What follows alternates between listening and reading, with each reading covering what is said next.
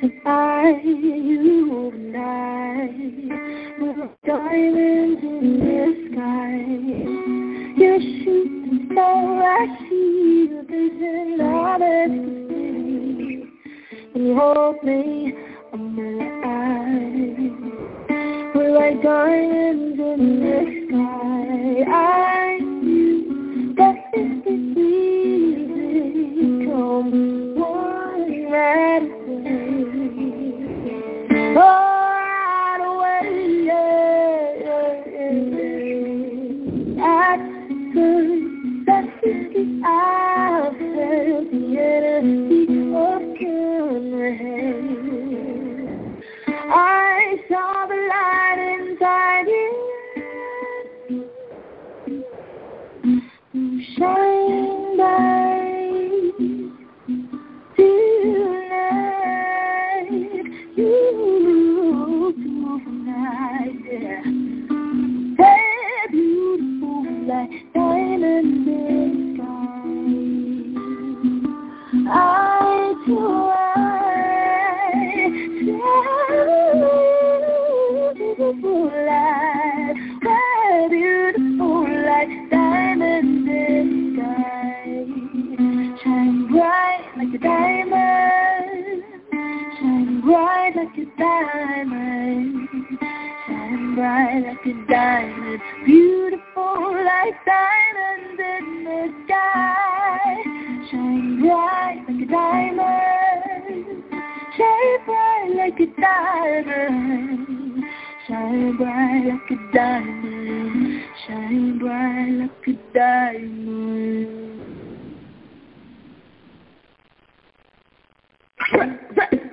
Remix,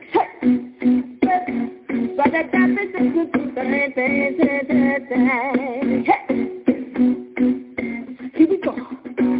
My life and the people who see, I used to be happy. You and I, we're like diamonds in the sky. You're the shooting star I see, vision of ecstasy. When you're home there, I'm alive.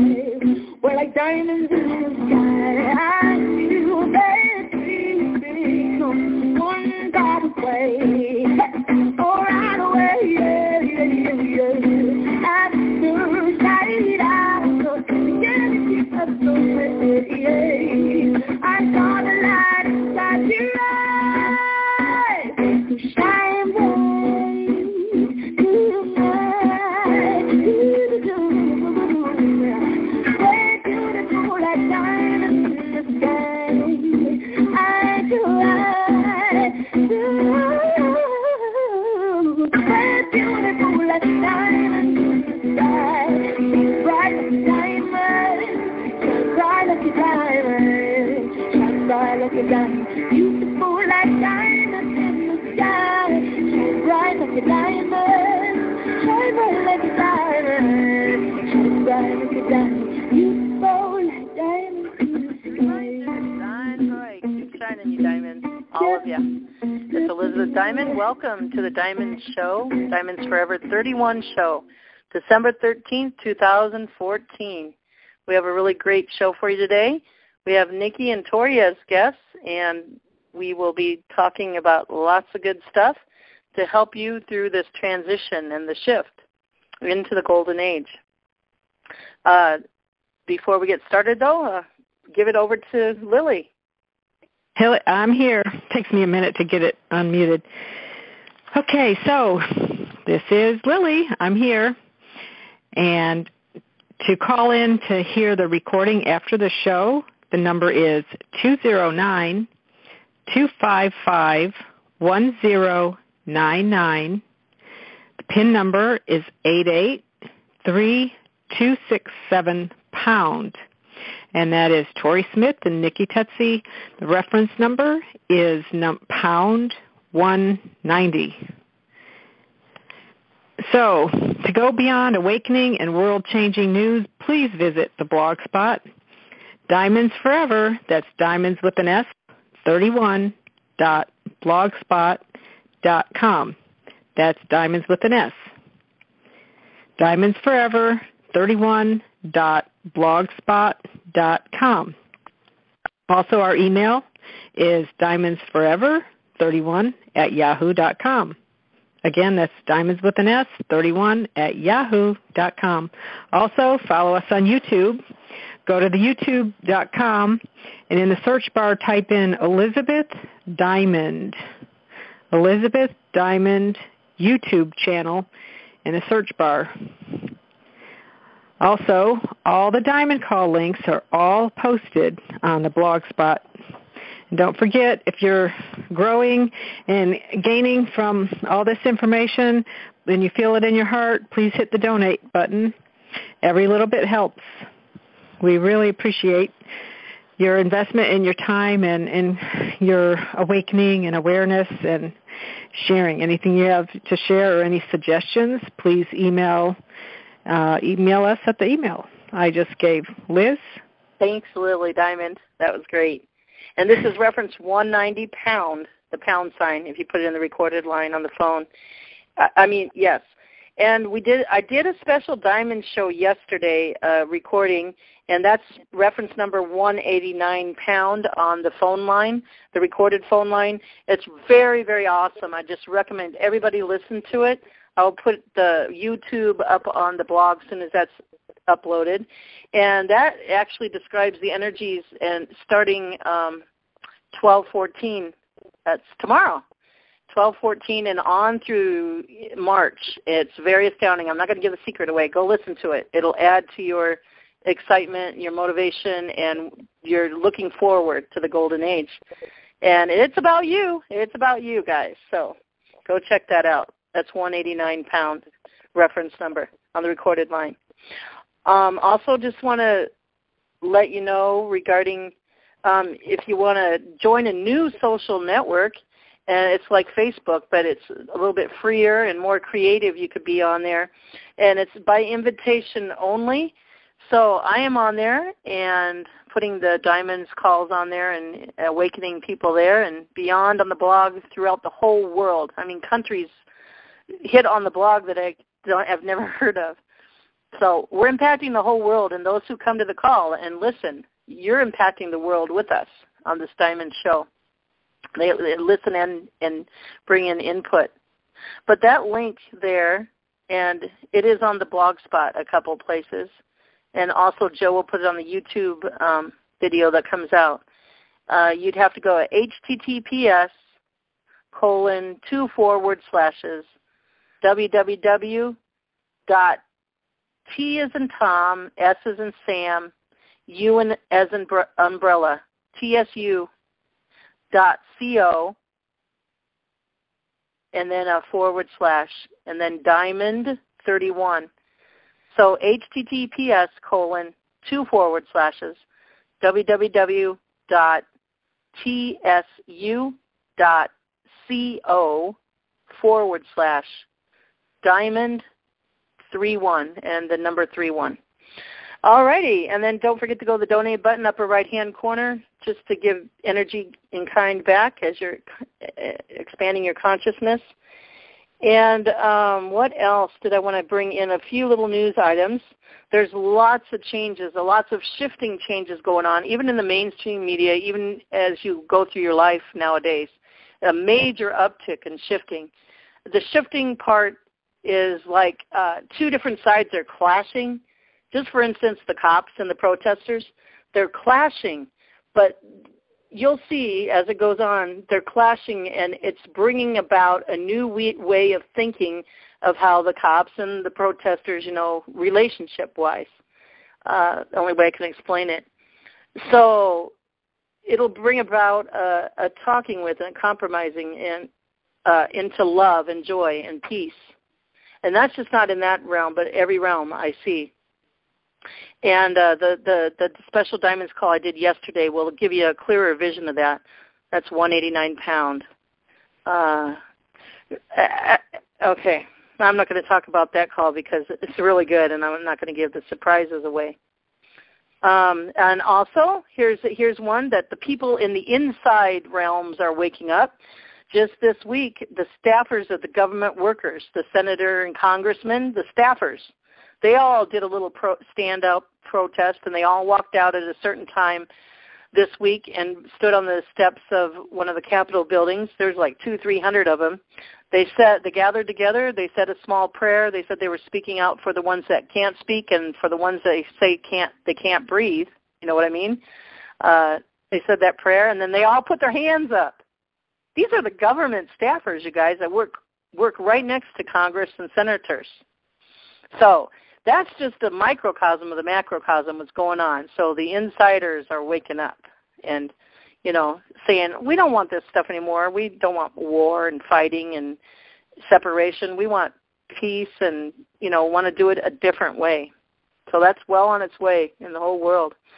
Also, there was a major story. London airspace was shut down. So no air flights could come in or out. And I saw on there it was 1,500 flights going in and out of there every day. So I don't know how long it was. I didn't follow it all the way, but that's never heard that before.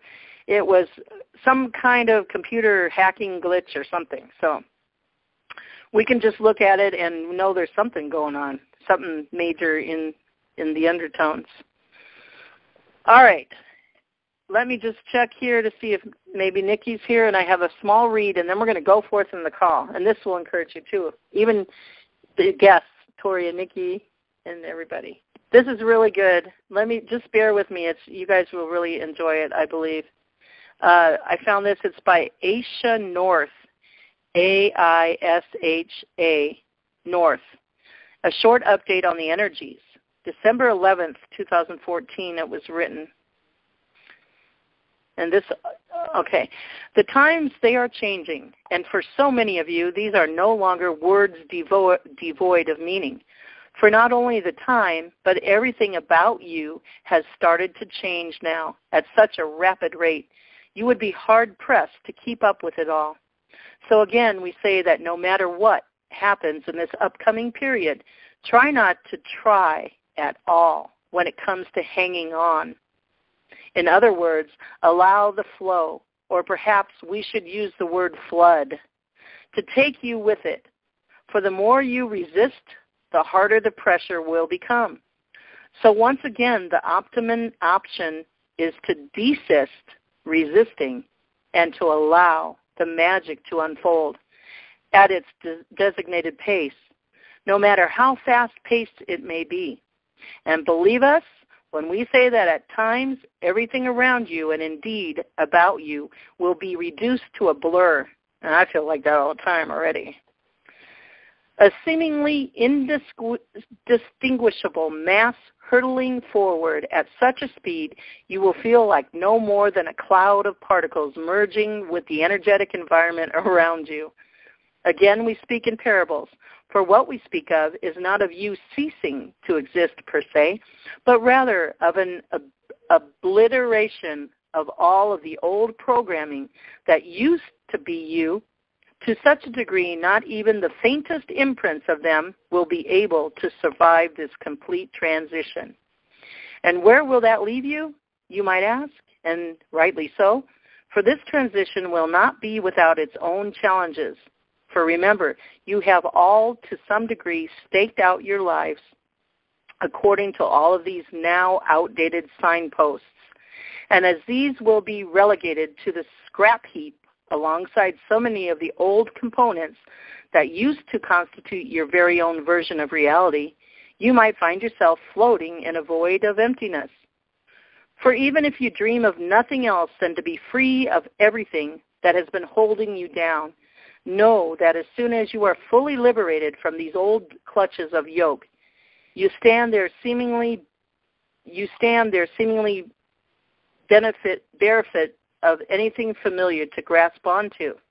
And then we venture to guess more than a few of you will begin to struggle mightily to keep your balance. Do not think we say this in order to impart fear in any of you. Rather, we say it in order to prepare you all for what lies ahead. For what lies ahead is something that will literally challenge you in ways you have never been challenged before. For even if you have taken this journey step by step in what at times seems to be an excruciatingly slow tempo, the fast-forward conveyor belt you are about to step onto now might lead a few of you into thinking back on that old pace with fondness and even longing. For now, it will no longer be a slow and gradual climb. You will be elevated so fast it will be like being thrown out into a trajectory that takes you so far above the old atmosphere, you might be apt to lose your breath for more than a few moments. Again, this is not said in order to give you a reason to hesitate before you take the plunge, for you have already taken the plunge. So what are we referring to? Are the first signals of the effects of this leap of faith that you have all consented to taking. Remember, this is your choice and no one else's. So our task simply to help you better see where you will be heading in this upcoming period. For now, the sand is literally beginning to run out in the hourglass, marked not only with the year 2014, but also with the coding that used to constitute not only you, but also the reality you live in. And soon, the hourglass will be turned on its head to start anew, with a new year and indeed a very new existence for so many of you. And yes, the very act of being turned on its head is also one that will apply to you. For you will find so many things literally turned not only upside down, but also inside out, and every direction in between. But the world around you is not what will be the most unfamiliar and perhaps even daunting aspect to wake up to. No, what we are referring to will be your inner landscape, for that is about to change into something that will feel almost eerily unfamiliar at first. But again, it is all a process of elimination before you begin the process of reconstruction. And as such, you will all, in the time ahead, literally land in that void that may seem endless and almost frighteningly so at first. So know that all is well, no matter how alone you might feel, like an astronaut floating in space, fully untethered from its spacecraft with nothing in view except endless space on all sides. But do not forget, you will not be cut off from that at all times ever-present voice within, the one that will guide you through the step of the process, the one that will guide you safely home to your new home, the one that has always been there, waiting for you to arrive. For this will be a transition period for all, longer or shorter, according to your own personal programming. And so we wanted to take this opportunity to share a little bit about how it will be at one stage or the other in the upcoming period. For as this year comes to a close, so much more will do the same. And at times it will be as if you are surrounded by doors slamming closed or even in your face. And so you might feel more than once that you have outstayed your welcome. But that is simply not the case, for this is all about closure, as in untethering yourselves fully from all that ever was, in this life and in the former ones, not just as individuals, but also as a part of the collective. Remember, at this stage, what you do as an individual, you also do for the collective. So we wanted to advise you yet again, not to take anything personal, and we do mean that in a very literal way. For this is not about you, but about literally checking off every single remaining object, or perhaps we should say objection, from the list that needs to be completed before takeoff. If we might use such a word, for you are all on the runway now, and just like pilots, you are going through every single item that must be looked into before the engines are revved and you are good to go. So for some, this will be a very busy time indeed, as you have been chosen to perform quite a few, and I'm almost done, quite a few of the itemized tasks remaining, while for others, you might find yourself almost unsettlingly settled already. Again, this is at all times an individually managed collective process. So it does you no good to compare yourself to others in this. Know simply that everything that happens now does for a reason, and the reason is all about completing everything that needs to be completed in the short time remaining before takeoff is announced. So make sure to stay connected at all times to that very center of your being, your own center of command, your very own home away from home, if you will, the place that you can and should always turn to no matter what happens around you a place that we can always turn to no matter what happens around you in the upcoming days and weeks, for that is where no questions will be asked. For there are no more questions, just a pure, loving silence that tells you beyond any shadow of a doubt that all is well and you are exactly where and who you are supposed to be. And that is all you will ever need to know, for then you can simply keep breathing and continue to be. Be you in the way that only you can be, and that is why you are all here, to be what the very essence of you tells you to be. And when you do that, everything else will fall into place, and it will do so in a way that may take your breath away, but it will do so in the very best way you can think of. And then just a little short paragraph, there's a picture in the sky, and in the sky it's written, every new beginning comes from some other beginning's end. This above image came up for me earlier, so here it is now. For now, the sand is literally beginning to run out in the hourglass marked not only with the year 2014, but also with the coding that used to constitute not only you, but also the reality you live in. And soon the hourglass will be turned on its head to start anew, with a new year and indeed a very new existence for so many of you.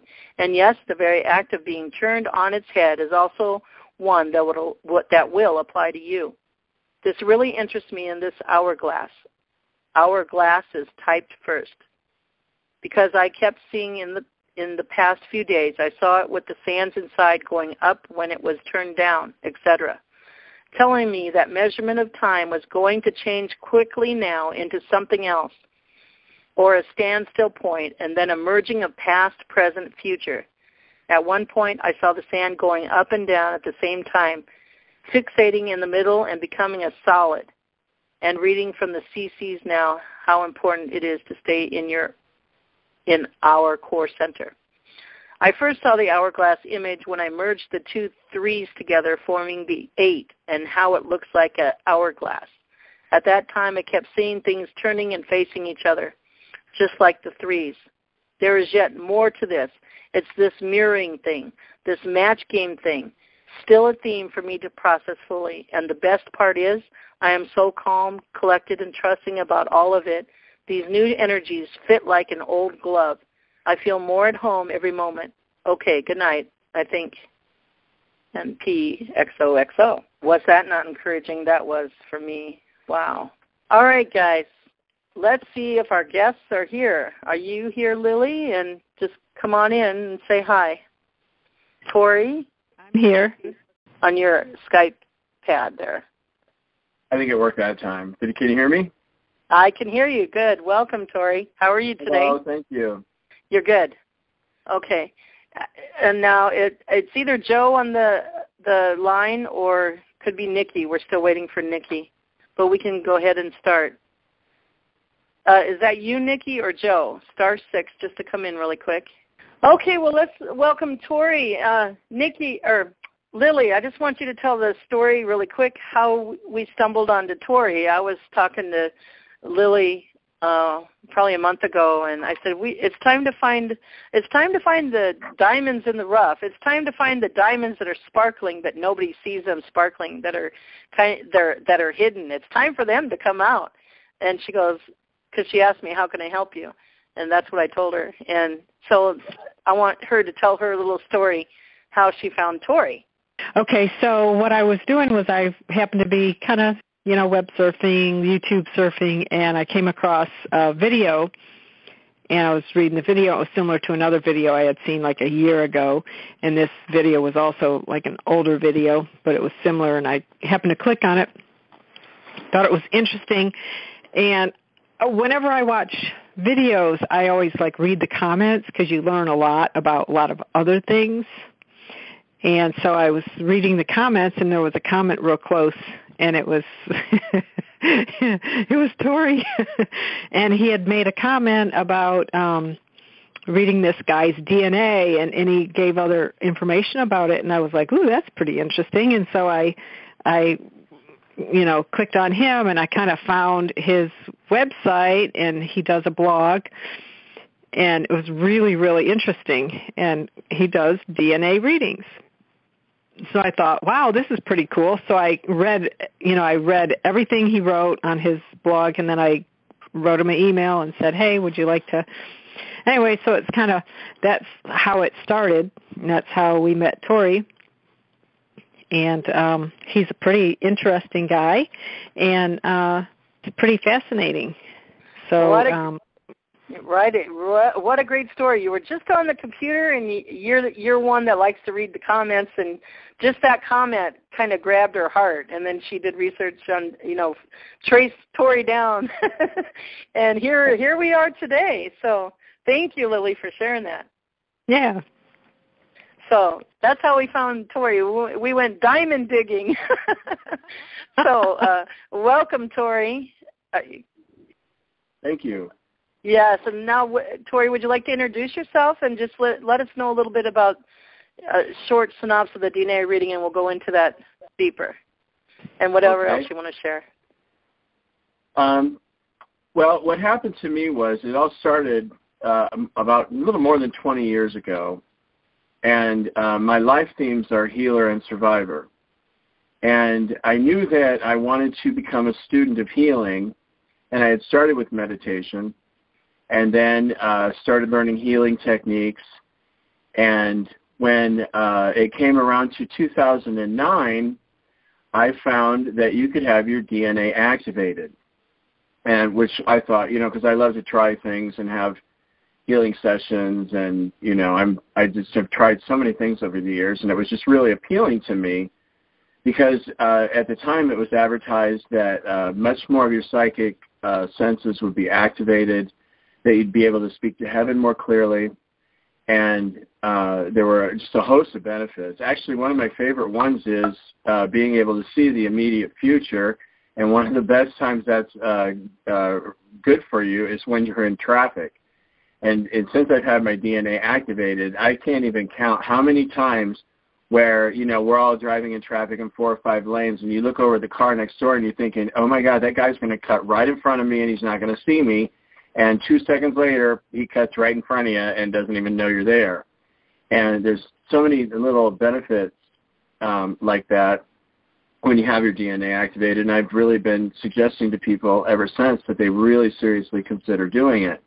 Although, if you don't have it done, it's really all happening naturally anyway. Like when I first met Lily, she had 12 strands activated, and almost all of us had 2 strands. We ran on 2 strands for millennia, and we received information from Starlight, and our DNA is awakening, and we're having more and more strands activated. And if you look at DNA, there's a part of our DNA that are the building blocks for our bodies. And so we're moving from a double helix DNA up to a 12 helix DNA when we're fully conscious. But there are many, many more strands that we have. And, scientists like to call them junk strands, which I, get really upset when I hear that, because I don't like to call it sacred. Anything to do with the sacred and divine, I don't like to call it junk. But when we're fully conscious, we have right around 1 million strands activated, and 80% of our DNA is memory. And because everything from the time we're created to the present, everything is recorded in our DNA. And anyone with intent can go into that information and pull information out. We can pull information about our past lives, and because our past lives are really, really rich with history. I had no idea, that I had lived in many star systems. It wasn't until I reached a certain point in reading that all this information came out. And so also, and then besides that, and to do with healing work, I did so many other things that I really recommend to others as well. And one was when we're moving from the old system of 7 chakras to the 13 galactic chakras. And right about the same time I had my DNA activated, I did that process and had all of my 13 galactic chakras open and activated. And let's see what else. I've done quite a few different things. I should have probably made a list. But yeah. when I had my DNA activated, I went from 2 strands to 144 strands. And then I went to 156 strands. And then I went up to 144,000 strands. And then after that, the Divine Director and the Lords of Karma had selected me, and then they had given me 2 more upgrades. So now I'm much higher than that. Wow. That's beautiful. You mentioned the 12 strands of DNA and then the 13 strands galactic. That kind of goes with what Simon Parks had mentioned, and he's the first one I've heard him mentioned, but I've talked to somebody else about that, and they said it makes sense because it's merging everything together. And 12 strands and like 13, he calls it the messaging strand. It binds everything together, all of our DNA, like makes us whole again, WHOLE. Yes, and then I want you to say a little bit more, Tory, and then what we're going to do today, I just want to let everybody know, is Tory has read both an extended reading both on me and Lily and Joe, who uploads a YouTube channel, a YouTube Diamond Show. Thank you, Joe, by the way. I forgot the thank yous today. And we're going to each ask him one question from a reading, and then we're going to take some people from the audience that want to have a little mini reading of DNA. And then also we have Nickie, who's going to introduce herself, and hopefully she'll do some too, and she'll tell you what she does. So is there any other thing you talk a little bit about your blog spot and the tabs on your blog spot too, Tory, just to let everybody know. Is it readmydna.wordpress.com? Yes. Okay, Tory's at readmydna.wordpress.com. So go ahead, Tory. Thanks. You know, I got that as a free blog site. I'm not really good at computers, and it's really difficult for me to operate them. I'm getting better, and I have a joke about that because I can look at a craft up in the sky and tell you how many people are on it and start reading their DNA and their past lives. But when it comes down to, like, text messaging or trying to get a computer to work right, I have a lot of difficulty. And then another thing I noticed is I've been spelling the name of a star wrong, which kind of upsets me. It's not Formalhut, it's Fomalhut. There's no R in Formalhut. See, I still do that, Fomalhut. But, and then also we can answer questions from you 3, but also with Nickie, I did some information on these blessed beings that she has. Well, they're literally her family from the Pasumia star system. And I just absolutely find all this so fascinating. Yeah, and we'll have you guys, I'll let you and her talk a little bit, conversation in between. You guys can talk about that, and if Nickie wants, and a little other things too. How's that? Great, thanks. Yeah. So tell them about the tabs on you, like you went through the other day. That was fascinating too. The research you've done and the tabs you set up on that WordPress. Okay. Well, what I do is, because I don't like to argue with people about their belief system, and when I decided to create this, I wanted to write down and share with others what I know to be true. And that doesn't mean that when somebody else has a different viewpoint that I want to go up to them and say, oh, no, you're wrong. You know what I mean? That really kind of bothers me. And so if somebody's reading my site and they think, well, you know, I don't believe that the moon was, you know, built in the Orion belt or whatever, then, you know, don't. I think everyone should have their own beliefs. And, but also what I forgot, too, is one thing when you have your DNA activated, your telepathy is so heightened. And that's another one of the reasons why I've been so able to speak to other people, not just in heaven now, which I've been communicating with for, I don't know, pretty much my whole life, but it's really gone up in the past 20 years. But when we're fully conscious, we can connect to any person in the universe, and basically it's like making a telephone call. It's just you have a personal one-on-one conversation with them. And but about my blog, like I said, I like to just share information that I know to be true. And, being a student of DNA, I am really fascinated by different species of people. And my current level of understanding is just in our galaxy, Milky Way galaxy, there's 56 species of humans, and there's 1,271 species of reptilians. And the Insectians are, the Insectians are probably the most common, quote-unquote, alien that we're all familiar with. They're the little short dudes with the black eyes. They're grays. They're called the grays, the Zeta Reticulans. I think there's a little over 50. I think it may be 53. I haven't really done a lot of research on the Insectians yet, but I've had, unfortunately, a lot of them in my life, and they're really creepy. There are benevolent Insectians, the mantid people. There's a group of them that are benevolent. And also, if you're going through YouTube and you're seeing all these videos about the reptilians and everything, and I would like to point out that, of the 1,271 species of reptilians, 99% of them are galactic, meaning that when we're galactic, we have 100% sacred light, which I don't believe is possible with us here on Earth. The highest I've ever found is 92%, and that's in quite a few people. And let me see if I trail off. About the reptilians. And if you're looking on YouTube, and so many sites or videos give you the impression that all reptilians are bad, and that's not true. And there are quite a few of us here on the Earth that are blends between reptilian and human, and most of them are benevolent. The really only dark entities we have are with this group called the Illuminati, the New World Order, and they're rapidly on the way out as we move into as we go through ascension. The lower frequency people aren't going to be able to make it. And so my point is that, just because someone might have like 15% reptilian and 75 or 85% human, it doesn't mean that they're a bad person. Okay, wait a minute. Somebody needs just let me just ask, is Nickie here yet? *6, Nickie, come on in for a minute. Somebody was on and then they left, I don't know. And then if everybody can mute out except for Tory, that's on the moderator line. I think that's echoing it. I'll mute out too. Go ahead, Tory.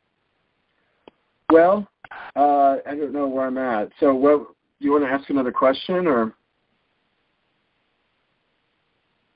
Elizabeth? Okay, so I wanted to introduce you, and then I wanted Nickie to come in and introduce herself if she's here. Let's give her a chance to *6. There were 5 people on there. I don't know what happened. Are you there, Lily? I'm here. She is on Skype, and she doesn't know why. She's texting me why we can't hear her. Tell her she needs to *6 on her Skype phone pad, on the Skype phone pad, not on the computer. Star. Yeah, I had to do mine 3 times to get it to work. I don't know why. She must be able to hear us. So her Skype phone pad, *6. Skype dial pad. Skype phone dial pad. She might. Did you make sure she came in on the moderator line? Yep. Not the regular. Okay. Mm-hmm. Sorry, guys. Yeah, a little techo. Yeah, she's. I tried to go on the moderator. On Skype, and I dialed in. I think that might have been me just a minute ago. But I had to buy credits in order to do. You have to have credits. Yeah. Okay. Have her see if she can call on her phone. Do you want? We'll continue with Tori. You want to call her, hang up and call her, and have her come in on her phone, or she can come in on your phone? Or you mean like add? Yeah, 2-way. But she has a phone. What do you want to do? Let me see if I can call. Okay, we'll give it a couple minutes. So, Tori, come back in. Are you there, Tori? Yes. Okay, should we... Joe, do you have your question ready? Joe, *6 on your Skype pad. Let's see if he can come in. Yeah, all these techos today, I tell you. And *6, Joe. Tori, you can stay unmuted. Okay, well, keep talking, Tori, until we get these techos. Well, when I was looking at Joseph's DNA, he has well, we all have a wonderful, rich history. But what I liked about his is he has a lot of, now a lot of people don't like to use the word Indian anymore, but I happen to love that word. I think Indian people are very special. To me, that's someone that lives in harmony with nature and has really high spiritual values. And because there's stars, many stars, which I would call Indian stars. And I know that we went to, a word where we call people in the United States Native Americans, and because they were here before, in our short recent history, short recorded history, they were here, when everyone came over from Europe. But if you look beyond that, Joe has Navajo. He's from the Navajo star system. Lakota. The Lakota Indians are from the Lakota star system in the Pleiades. And then the Mayans are from the Maya star in the Pleiades. And he has quite a few. Well, most people I read for have quite a few stars in the Pleiades system. There's like 1,000 stars in the Pleiades, and I'm still learning them. But he had Navajo, Lakota, and Maya in his history, and I did the reading, and I didn't see his picture until after I did the reading. But as soon as I saw his face, I could just instantly see all of his history, and relating to Indian spirituality history, because he's been an Indian chief in 14 lifetimes. And he's been an Indian in 82 lifetimes, and Galactic Federation of Light member in 54 lifetimes, and he's also been a medicinal healer in 3 lifetimes.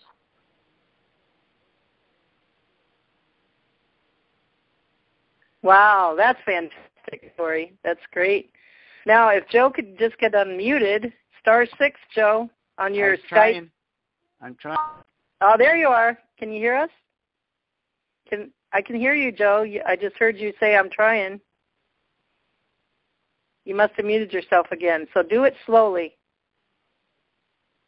Okay. There you are, Joe. Did you hear all what Tori added to you? Yeah, when I started to listen to it, I was wondering who he was talking about. Okay, yeah. You have a question, Joe, for Tori? Yeah, it's kind of a 2-part question. Sure. Go for it. One is, how do I activate my DNA that you mentioned?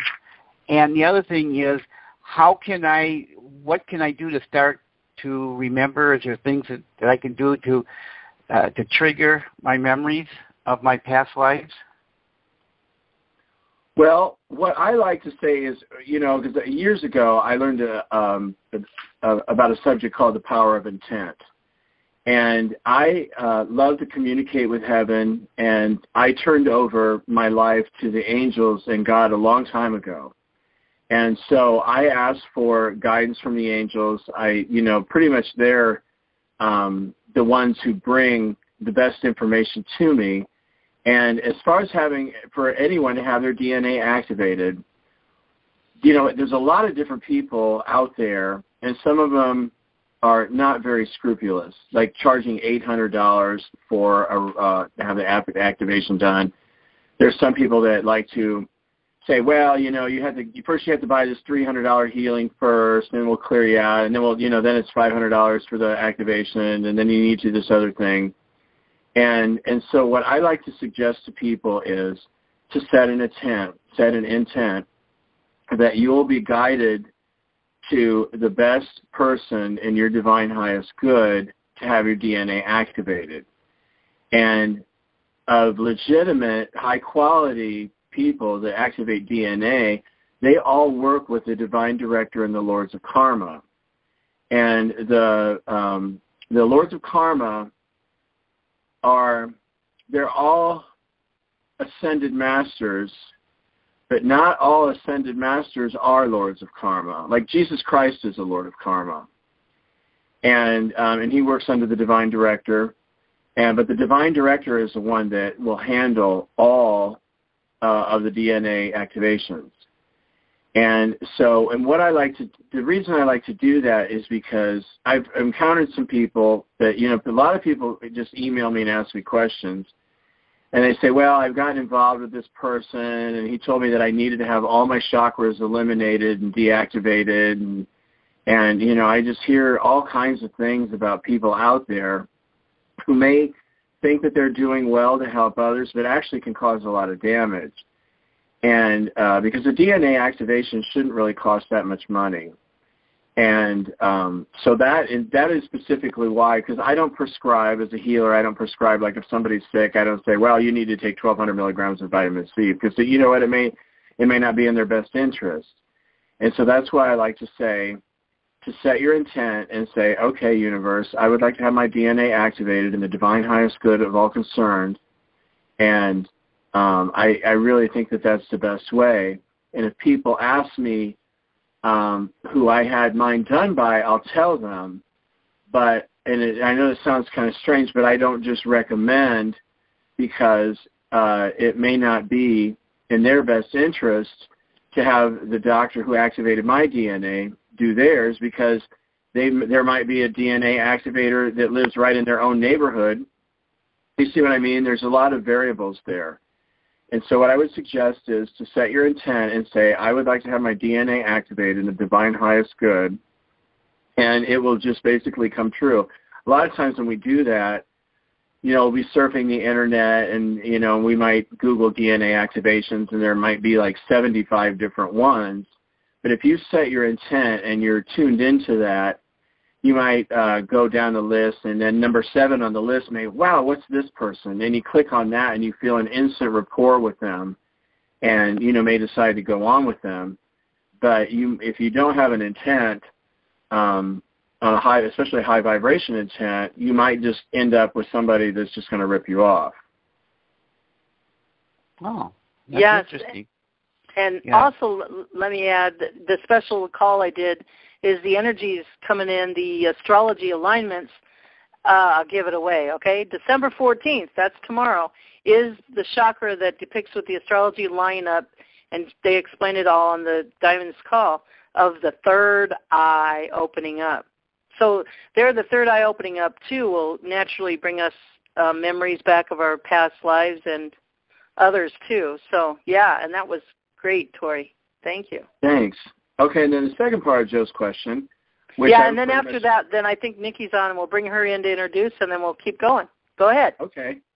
But I would pretty much say the same thing, and this is true with anybody. And we might reach a point where we say, you know what, I want to look back at my life, and I want to see things. I want to see visions of where, where I lived and what I did.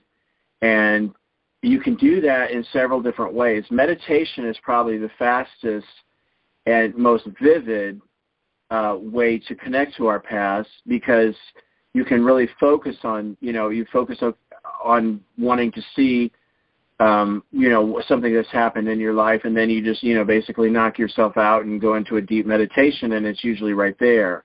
But for those who don't meditate, you can also ask heaven to show you visions of your past in dreams, and or lucid dreaming.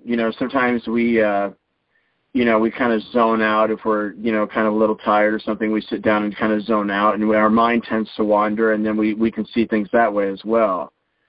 But one thing I would suggest is that if we have something called a negative cell memory, those are the ones that come up first.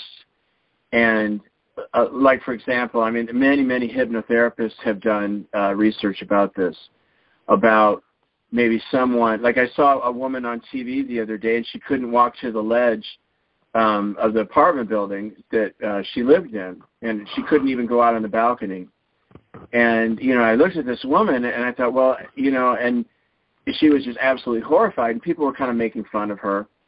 But I looked at her DNA, and she had fallen 18 stories to her death in her last lifetime. And that was so terrifying to her that she couldn't even go anywhere near a tall, or to look near the edge or near a balcony of a tall building, because it would freak her out.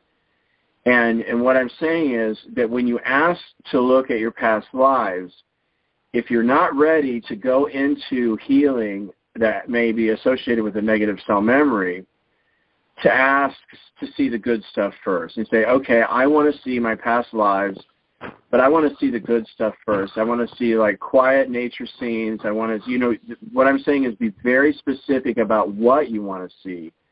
And first, and then, in other words, get your feet wet a little bit, and then because a lot of times we see the scariest stuff first. And so if you focus on exactly what you want to see, set the parameters on it, and and then choose your way. Like, I don't know if you do meditation, but that's one of the best ways. So, do you think that would help?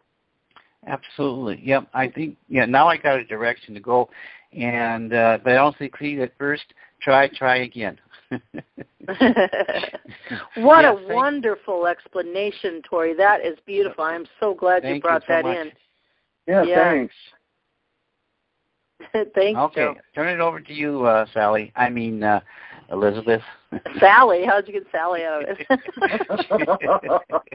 It must be a woman in your past life, Joe. Yeah, that's what it is. It just came to me. What Thanks, a wonderful... I appreciate it. Oh, you're welcome. What a wonderful explanation, and that really brings it home to everybody. And just this call is very poignant at the perfect timing that I just found out a couple days ago when I did that special Diamonds call, because I was on that call, regarding the third eye chakra turning on. And then in March there's something else. But you got to go to the call to get it all, because it's very good.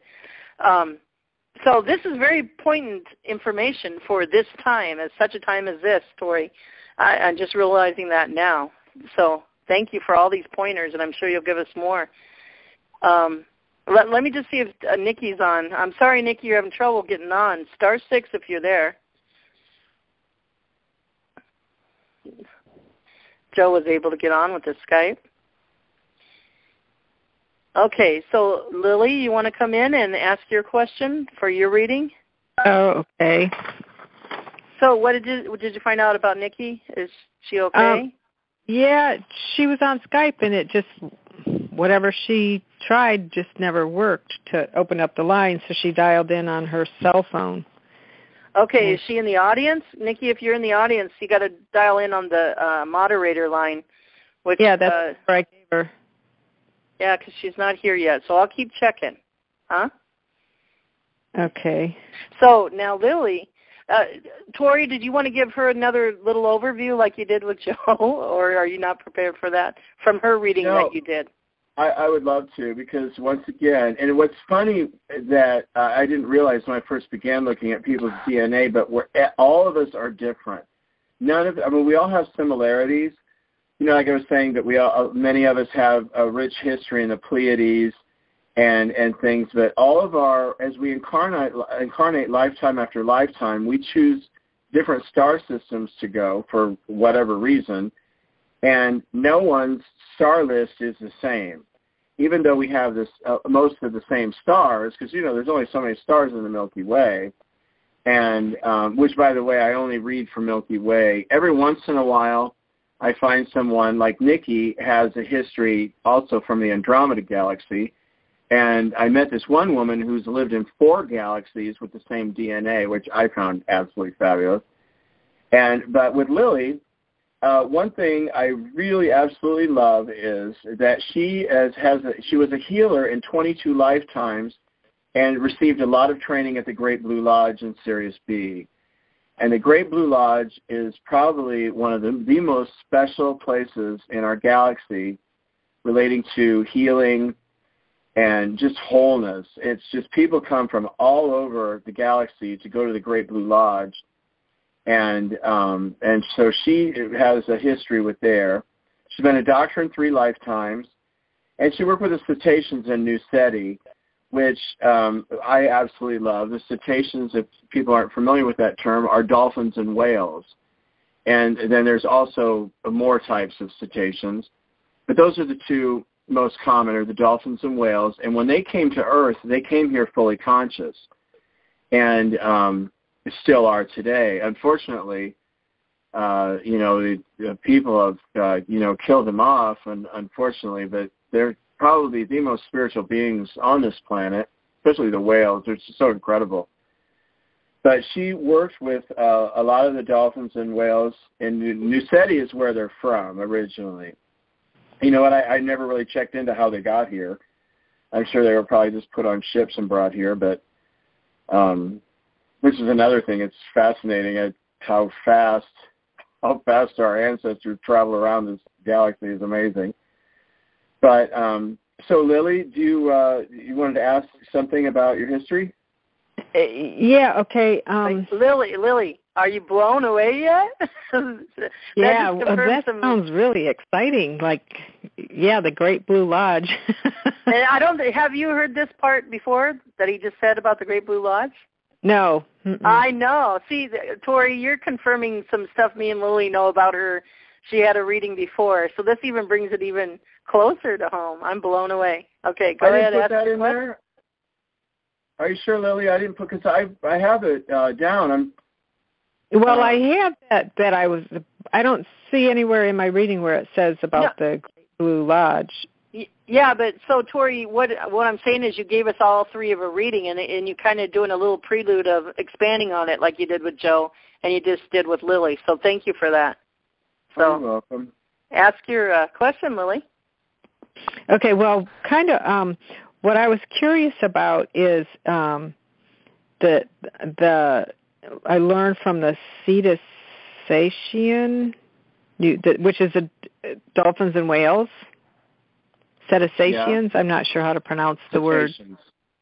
Yes, cetaceans. Okay, so all right. Now, were they? And it says New Ceti right next to that. So that's from. Can you explain? New Ceti is a planet? No, New Ceti is the star. Oh, okay. It's a star. That's what I had. Yeah, because if you look at the top of your reading, it's 1,238 lifetimes in 22 star systems. Systems. Okay, it's one of the star systems.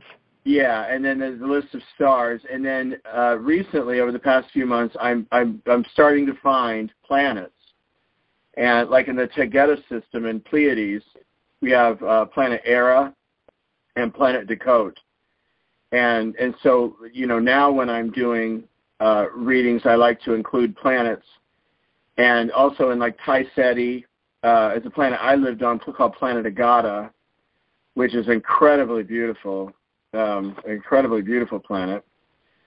But here, if I can pull up, let me clear myself out.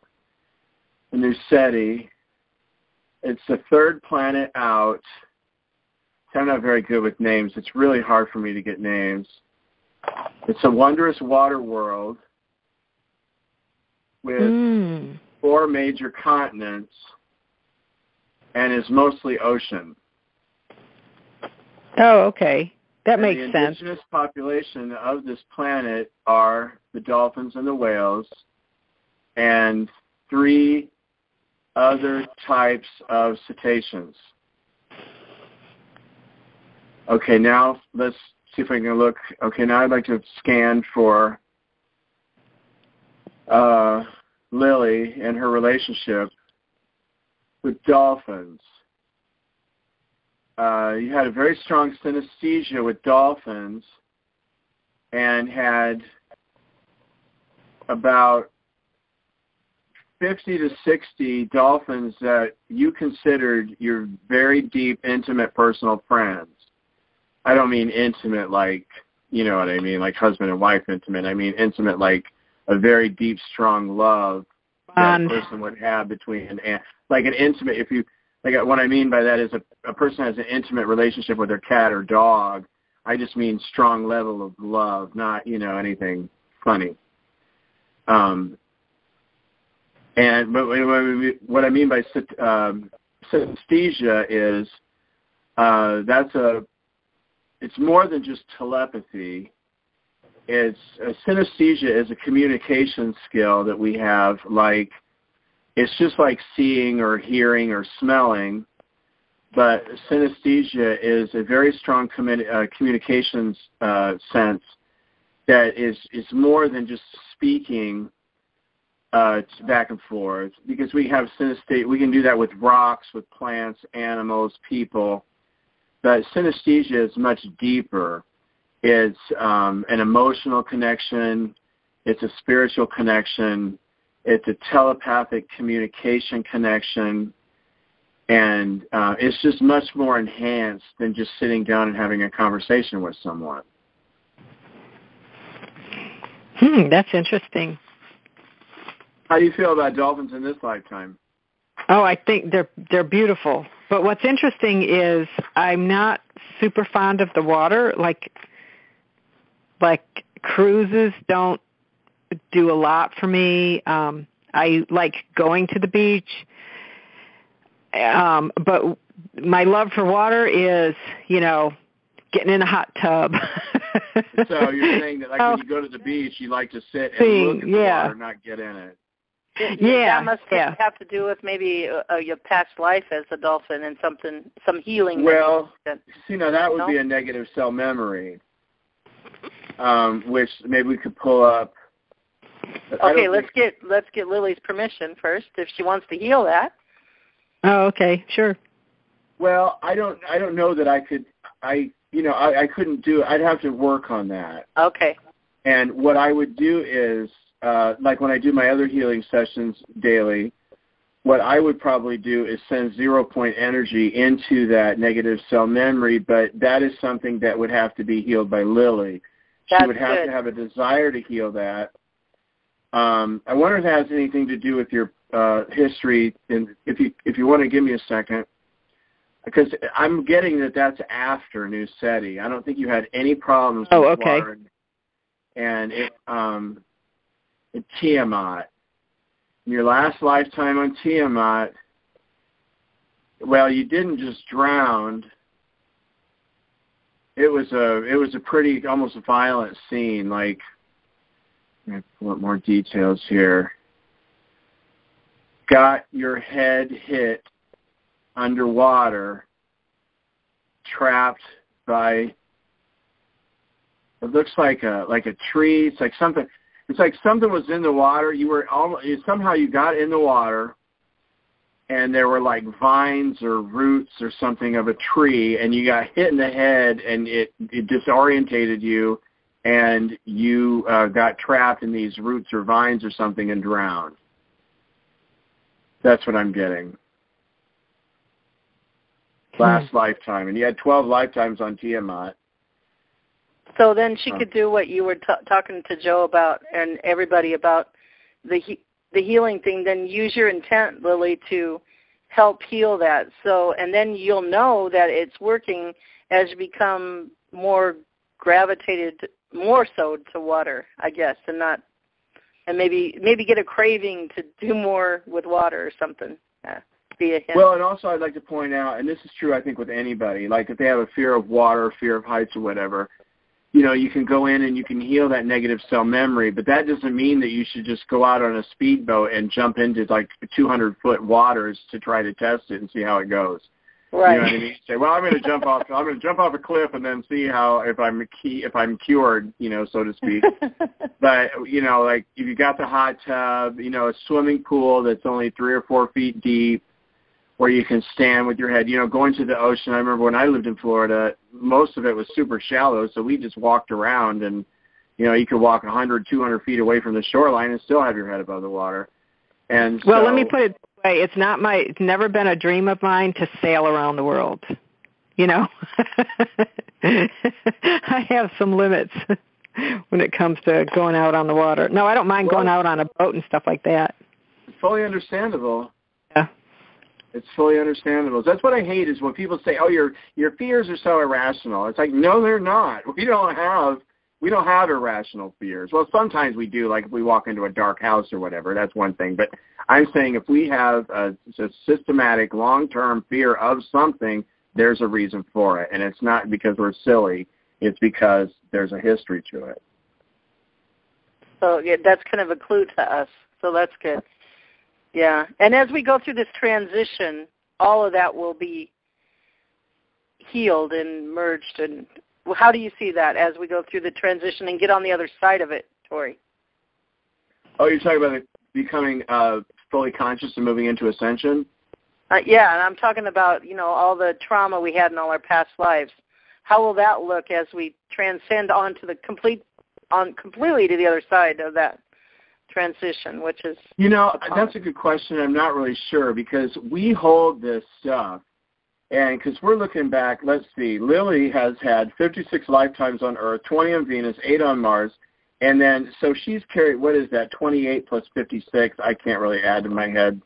That's, 80-something, let's say 80-something. She's held that for 80-something lifetimes. And back and forth between heaven and, I don't know how that's going to be when we become fully conscious. I would assume that if we did have anything, because we're fully conscious in heaven, you know what, now that I really think about that, I just wonder if we don't have any of these negative cell memories while we're in heaven and fully conscious, but they come back, we're in these lower vibrational realities like here on Earth in 3D, if that just reactivates them and brings them up. But it's just been in my history that if you have something like this, you need to heal it before you can move on.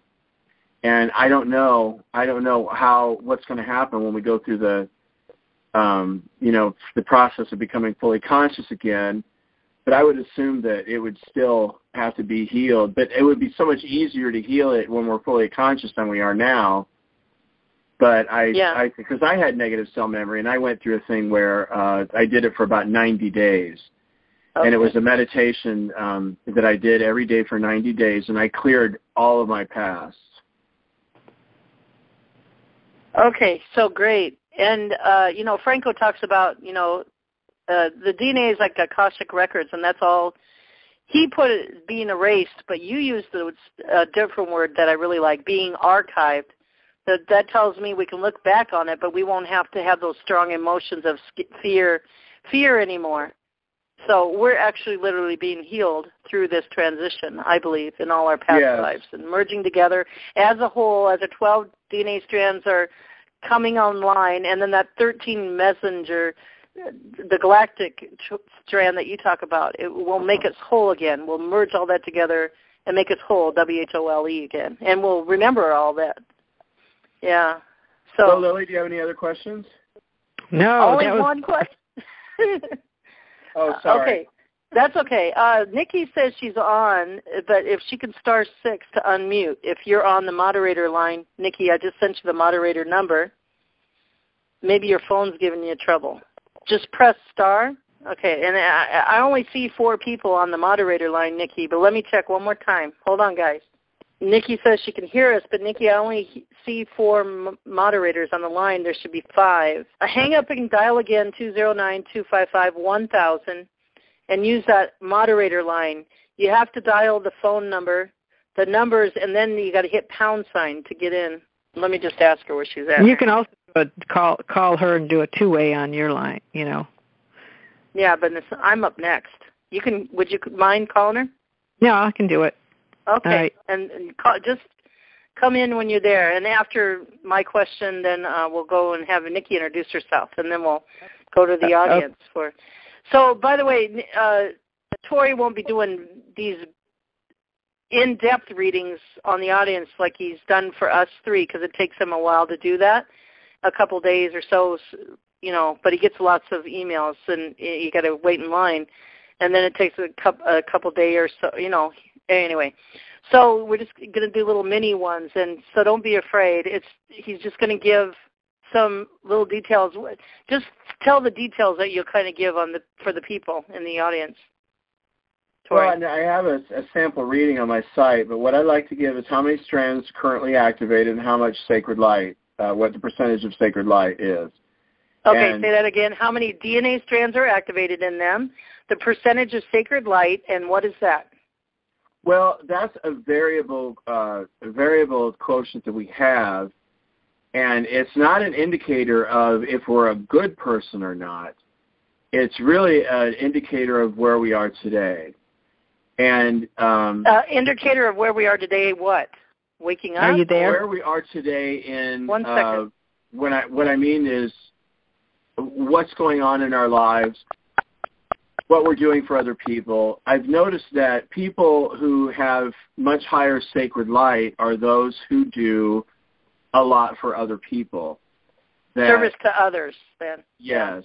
That, a lot of times healers, some doctors, like one of my favorite people, Kevin Annett, who I don't know if anyone's ever heard of him, but he is doing everything he can to stop child trafficking and works out of a court in Brussels. Right? He's Canadian. And his sacred light is 92%. And because he cares so much about these children who are being violated, and he just works tirelessly. His whole life is basically, trying to stop this system of dark entities who bring harm to children.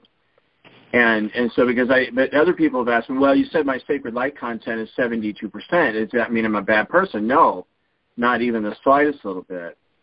I've had a lot of people in my life who are 0%, because I actually do a lot of similar work, just on a different level.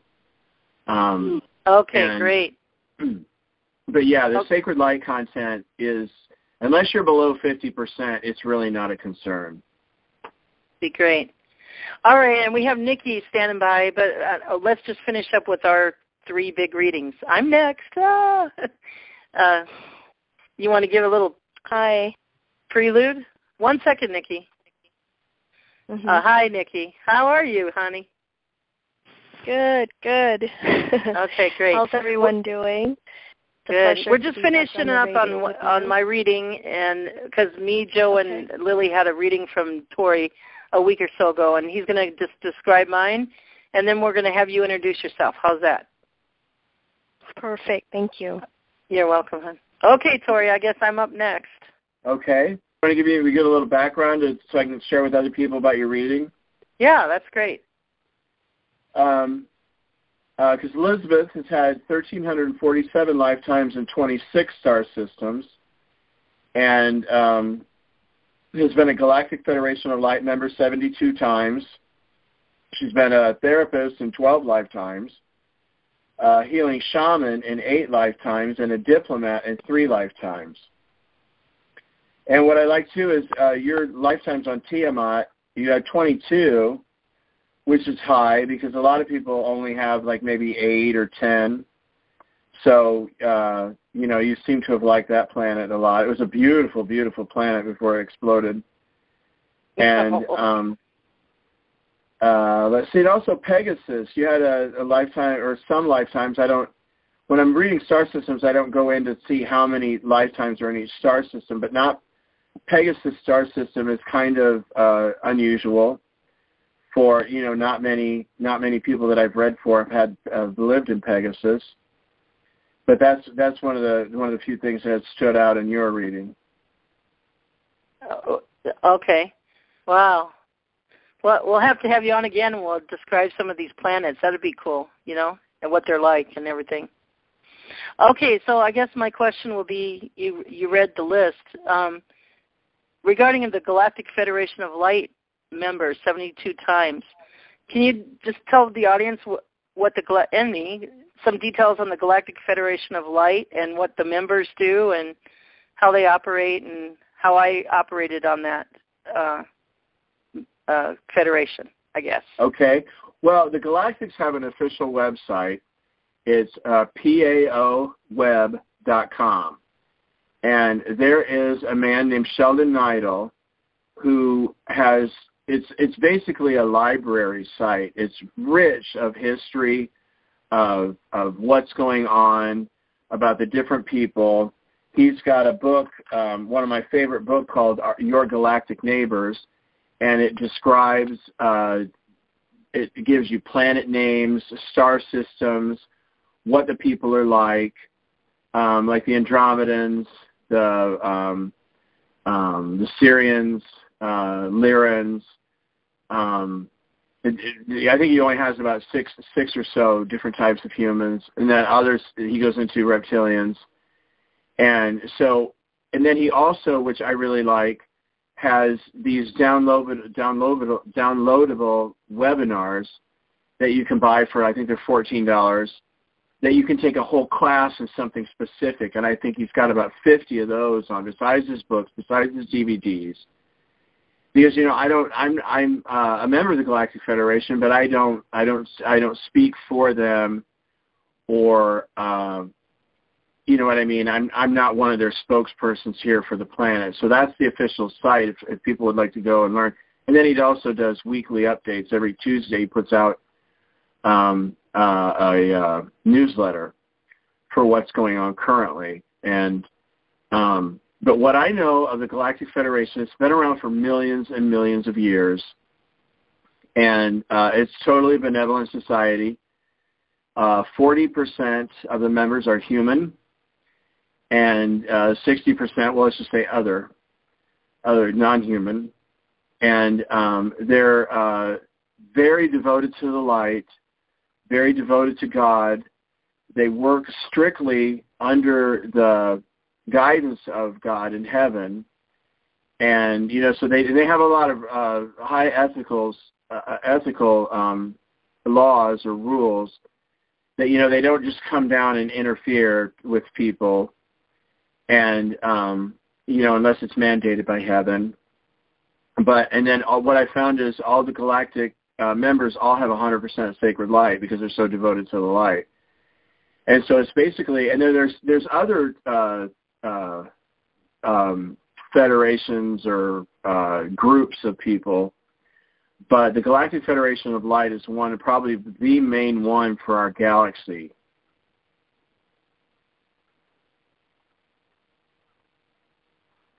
Okay, and then you wanted to know specifically what my roles were. So 72 lifetimes for me on the Galactic Federation isn't hardly anything compared to, it's been around for millions of life, but that's still, I'm blessed to be a part of that. Anything on specifics that the role I had or I brought to that federation? Well, you know what, I think it has a lot to do with, here your blog and doing these radio shows, and helping people activate, remember. A lot of that has to do with being a Galactic Federation of Light member. And your diplomat lifetimes were all in there. And let's see, we're the diplomat and Aldebaran and Sirius B. And let's see if I can get the other one, Procyon. And Procyon is really fascinating. They have really cool ships, and they are really about seeking justice. And they were the ones that we had the dark entities had these things called Hydra bases underwater, and their whole intent for these Hydra bases of the dark side were to send out really horrible energies to kill people and to do mind control and all kinds of nasty things, like out of the movies, it seems. But the people of Procyon shut down those bases, and they did that for us a couple of years ago. As Earth is going through ascension, we're not going to have any darkness or evil at all, very much so. In the very, very near future, it's all going to be gone. They've been systematically cleansing out and sending all these dark entities into the light and stuff. So let me see, Galactic member, if I can pull up anything else. Okay, I'm seeing you worked on a starship.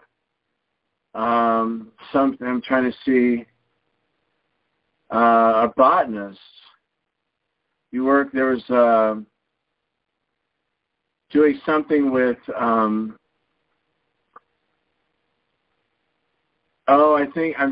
I think what you're doing is almost not like working in a greenhouse with plants, that the plants would then be planted on some planets. Yes, and then it's like you worked to put it in our terms today, because I don't know their terms, is you kind of worked in a greenhouse in one of these lifetimes, taking care of all these plants and stuff, and propagating them and multiplying them out, and then would like basically go do landscaping on some planets, putting the plants that you raised in the greenhouse out in the real world. Well, that makes sense. I love plants. I love to watch them grow. I like to replant them in bigger pots when they get bigger. And my grandma loved plants too. So cool. Cool. Thank you so much. Oh, you're welcome. And then, after Nickie gets going, whenever she's ready, I did some research, because she had, if you remember the other day when we were on a call, she had asked me to do some research about the Phasumia star and about the planet Tannisk. Okay. And so whenever she's ready, after she does her thing, I'll be more than happy to say what I found out. Okay, well, we can make that a part of you and her's conversation if she agrees to that. But okay, so what I want to do now, I want to bring Nickie in and introduce her, and she'll give her background and what she does. But first of all, I want to just open up the room. I want to get a couple people for the mini readings from Tory. And let's do that really quick. Let me open the room. Hold on, guys. Just come in and just say your name. I'll write it down, or a name, or whatever you want to go by.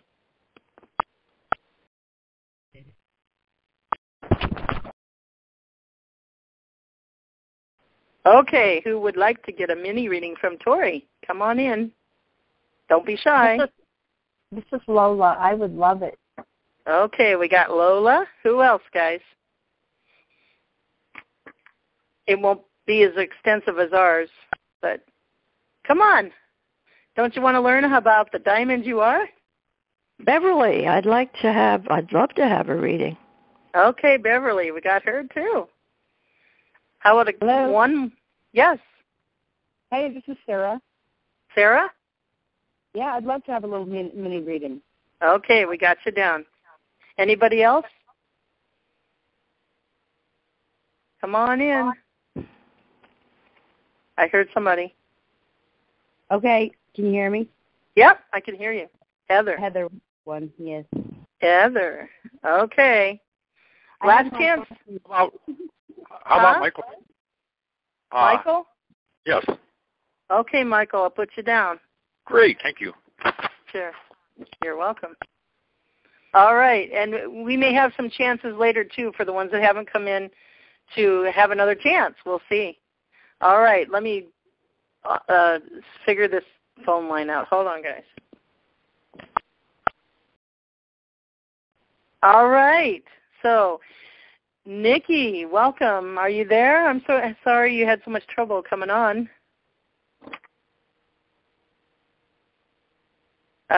Lily, are you unmuted? Oh, guys, come on. Okay, can you guys hear me now? Yeah. Okay. I can hear you. Okay, are you there? I heard somebody say you. This is Lily. Is Nickie there? Yeah. Yes, I'm here. Did you guys hear me earlier? No, I hear you now. So welcome. I'm sorry you had so much trouble. Hi. Hi, everyone.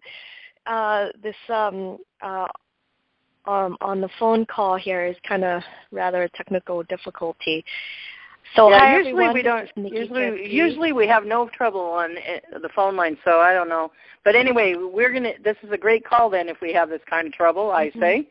So go forth, Nickie, and introduce yourself and let the people know what you do and your heart's inspiration.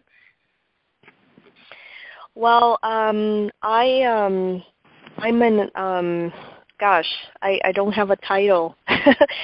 I pretty much do karmic clearing, for many people. I do ascension, activation, clearing of implants of all sorts. So I also do cosmic history as far as beyond the creation of our planetary Earth system. And so amongst other things, so in terms of ET contacts, medium, there's no limitation as how far I can go. So that's pretty much in a nutshell. Besides, let's see. And tell about your T-Nano tools, too. Oh, yes, thank you. I did create a T-Nano healing tools that help people to activate themselves rather than using outside sources, unknown outside sources. And a lot of times people are not aware what is it, which DNA strand they're activating, and because the word activation is used loosely, and also DNA, so the process of it should be a free will, but one has to be taking that into caution when mind control and loose frequency is running rampant without our control. So we want to make sure that what are we really activating? That's part of the reason why I created my technologies, to help people to be able to choose that. It's nothing more than a tool. It also works like a air filtering system. So it filters out your chi, your meridians, things like that.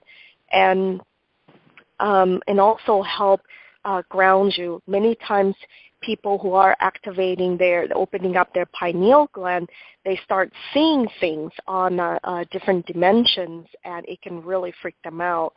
So my technology that I created doesn't just function as a almost like a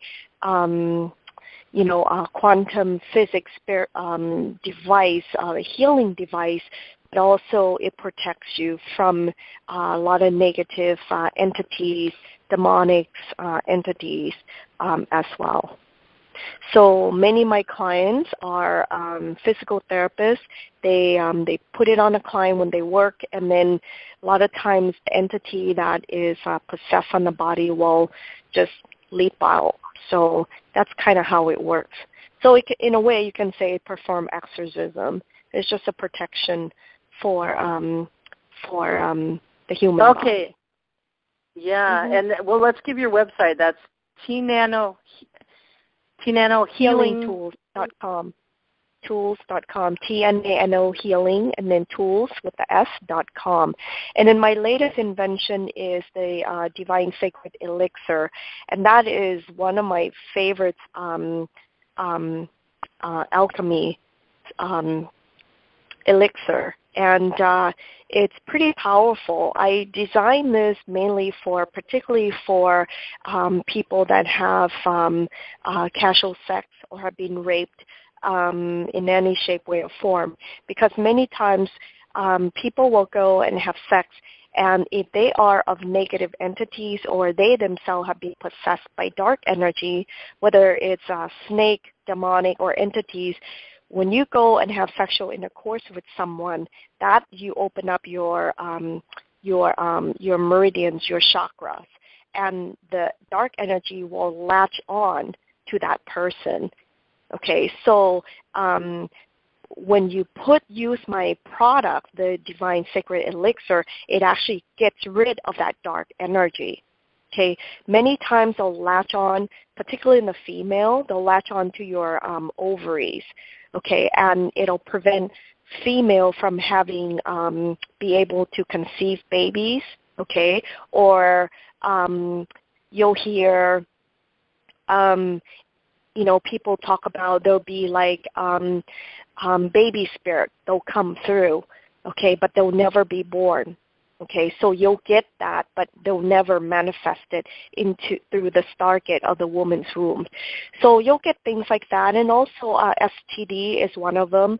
In the ancient knowledge of the Eastern medicine, and also Deepak Chopra, he'll tell you, the mind can manifest into diseases. That's true too. But energy of the dark sources can also manifest into illness as well, like lupus. for example. So lupus is when one has been more demonic energy possessions. A lot of times those people will manifest into this body skin suit, okay, that you hold in 3D will be described as lupus. So anyways, the elixir is amazing. You can put on your third eye. It'll activate you. It'll help you become more, you'll have your lucid dream. You'll have your pineal gland open up. You can drink this as well, okay? If you're being possessed, if you're not sure, I recommend you can also drink it. You can put on your heart chakra, anywhere in your 7 chakras, your main chakras. So it's a fantastic elixir that people use. And like I said, highly recommended for people who do have, intimate relationship to use it, particularly when you change partners all the time, okay? But then again, right, it only takes one apple to rotten the rest of the apples in a basket. So you want to make sure you clean yourself out in that. And you can also notice yourself by, your physical body. If you're constantly exhausted, if you have yeast infection, things like that, you want to watch out for. If you've done everything you can and you're still low in energy and still continue to have negative thoughts, then that means you're most likely have some form of energy, outside energy attachment, unwanted energy attachment of lower frequency. Okay, as you go higher frequency, it's very hard to have negative psychic attack, okay, unless it is by force and by intentions. Then that's a different story. Wow. Good description. Okay, I hope that helps. Yeah. So my website is T-Nano Healing Tools for more information. Yeah, and I want to just play a little short commercial for the T-Nano Healing Tools. See if you can recognize me and Lily in this. We did it in Florida when we were together. It's like a minute or two, okay? Hopefully you can hear it. Okay, great. Getting rid of my headache with T-Nano. Straight bubbles around the nose.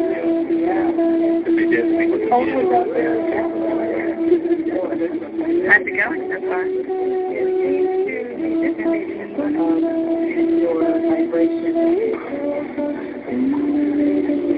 It intensifies the feeling of the heart. For example, when I touch my chakras, I can actually turn up the volume. And I just feel it felt amplified. And I put them on my chakras, and I felt like it was a heartbeat going into my body. And I feel clean and fresh, and just refreshed, like I got out of a nice, warm bubble bath. I love you. It feels really awesome.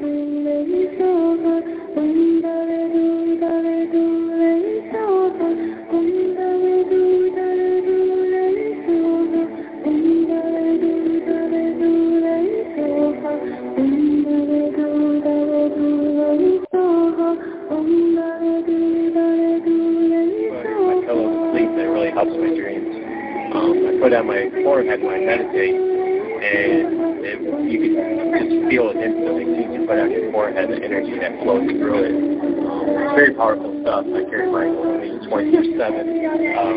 And I feel like it's got a big bubble protecting me around my whole field. It's just an amazing product. When I leave at home and forget about it, I can feel it that it's not near me type of situation, but it's still very powerful for meditation.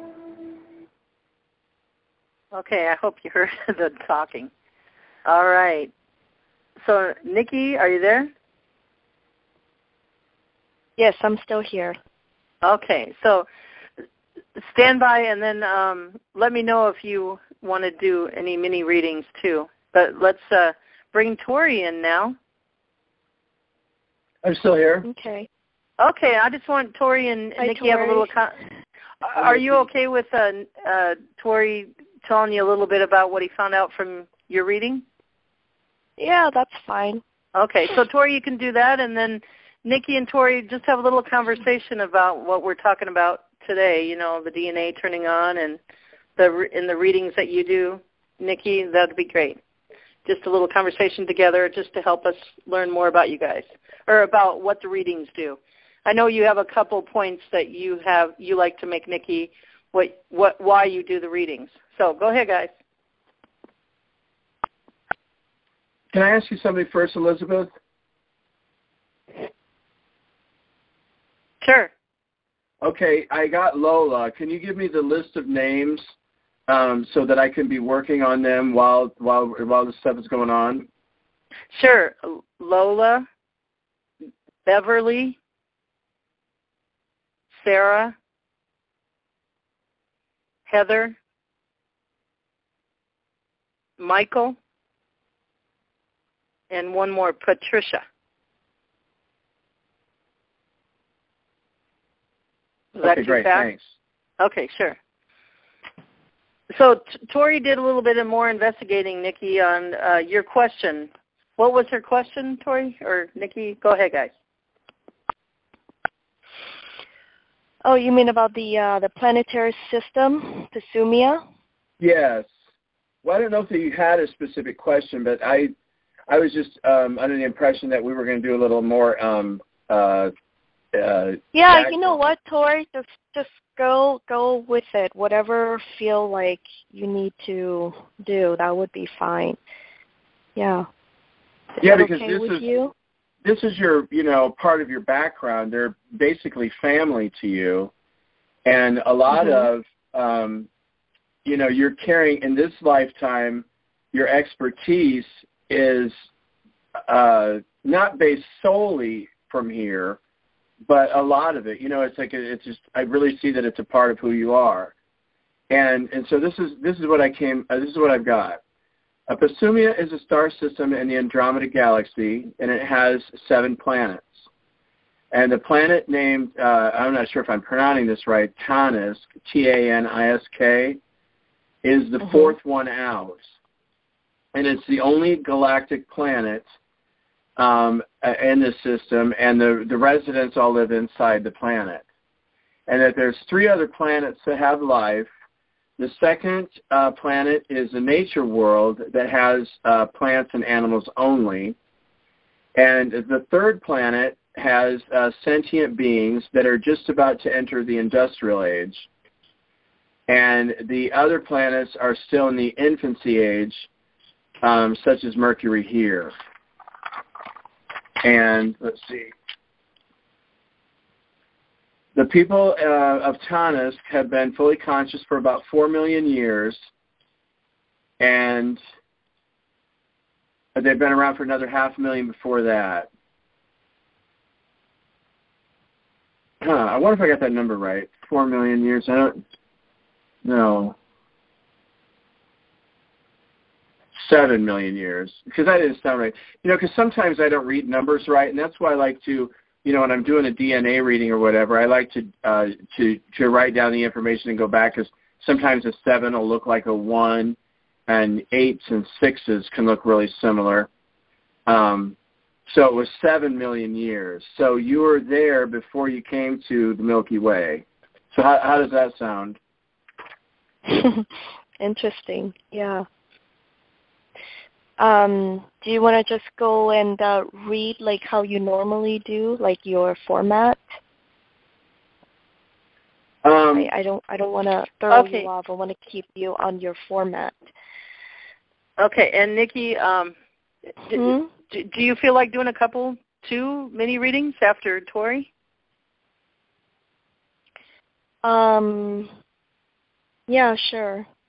Okay, I just want you to tell the audience a little bit. You described it good to Tory the other day, 2 or 3, whatever sentences or a paragraph, why you like to do the readings. What's the purpose?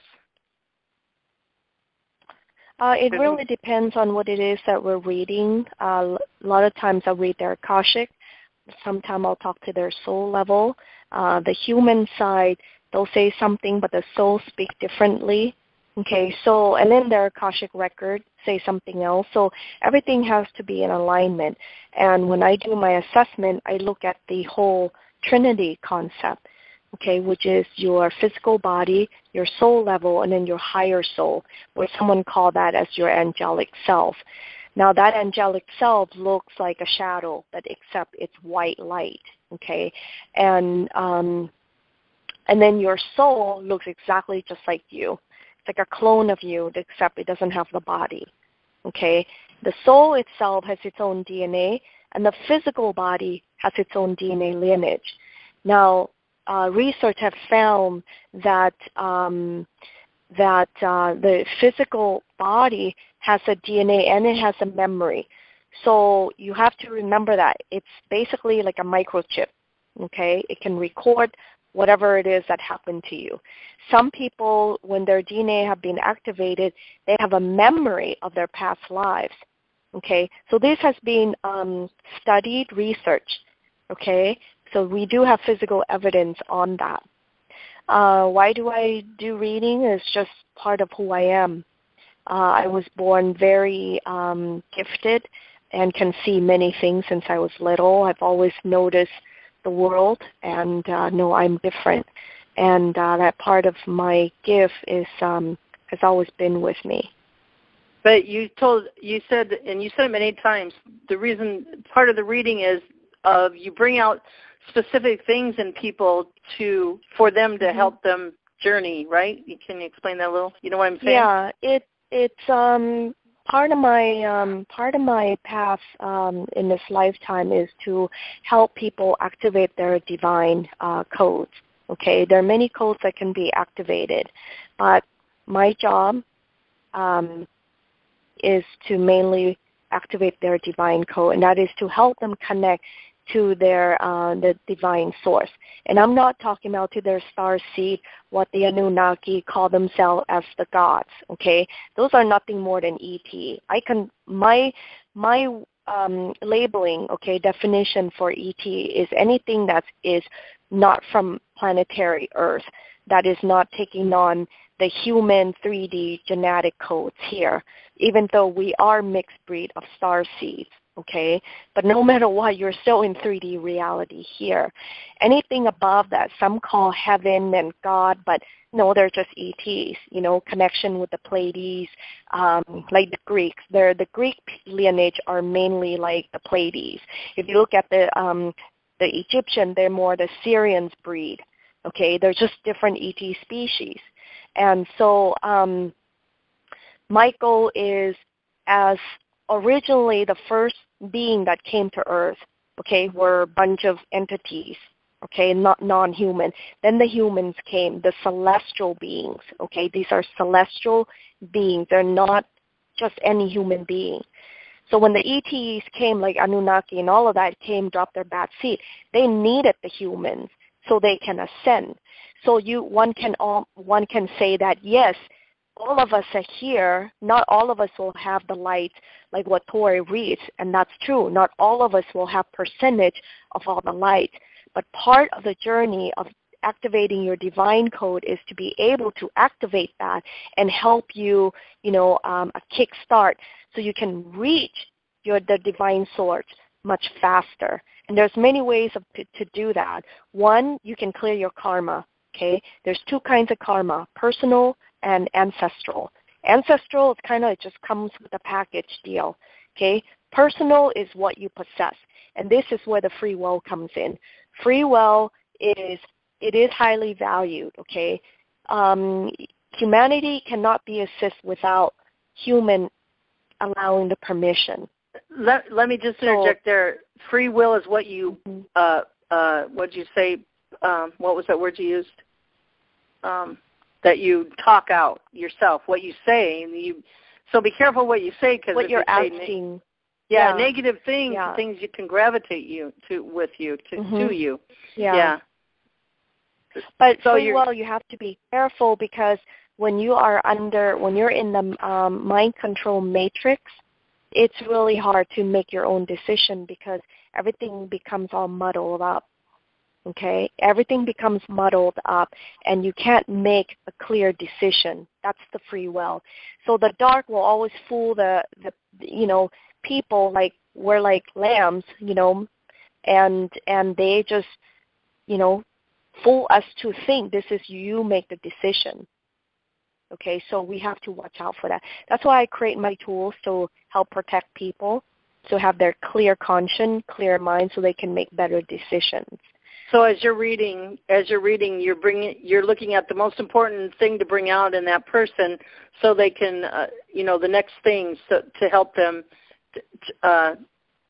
transfigure or go up higher, turn on their DNA more. Mm-hmm. Yeah. Okay. Right. Cool. Thank you so much. So now we're going to go into the readings, but first of all, I want to get two people for Nickie's readings, and I would like to open up the lines, and the people that haven't spoke up yet, I would like to take them first, and if you guys don't want to, then we'll see if anybody else that's already want to get a reading from Tory can speak up. So let me take the people that haven't asked yet for Nickie, and then we'll see what happens from there. Hold on, let me open the room up.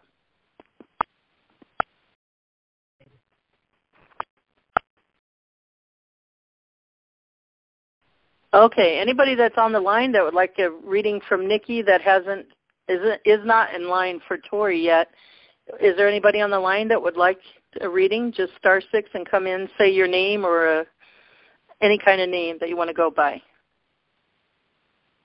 Let me give it a few minutes. It takes a few minutes to *6.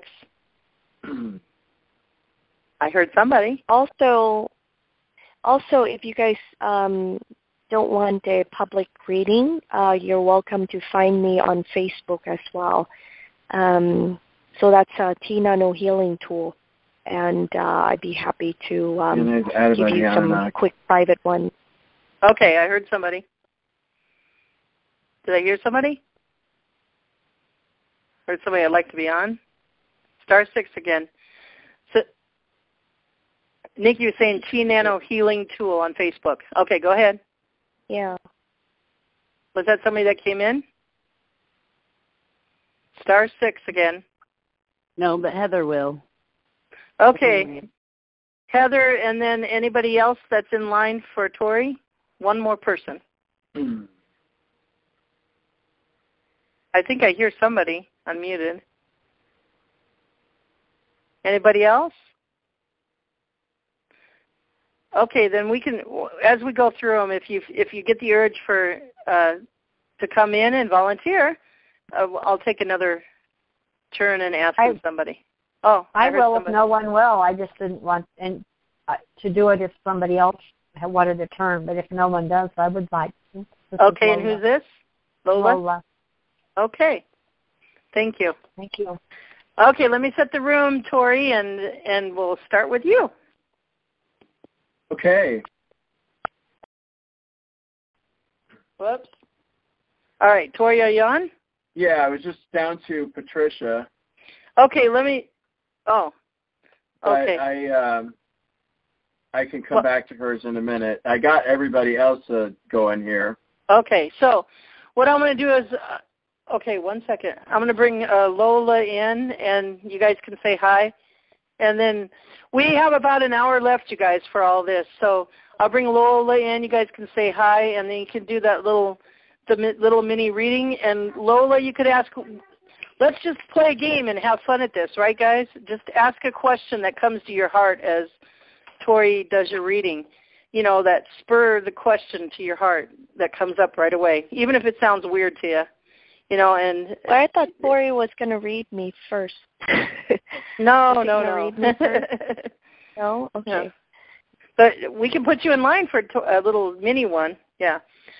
So, and then, oh, I just lost my train of thought. Okay. That's okay. This is Lola first.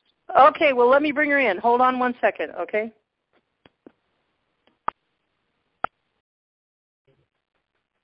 Hello.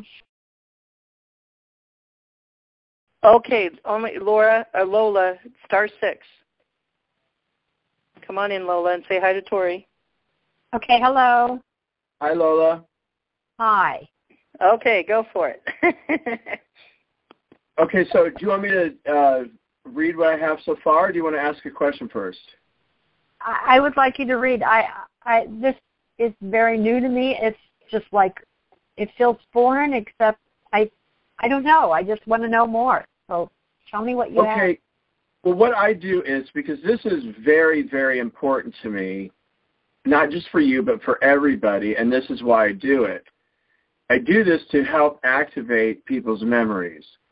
And sometimes I tell people things, and they're like, okay, none of that can possibly be true. And I say, okay, don't worry about it.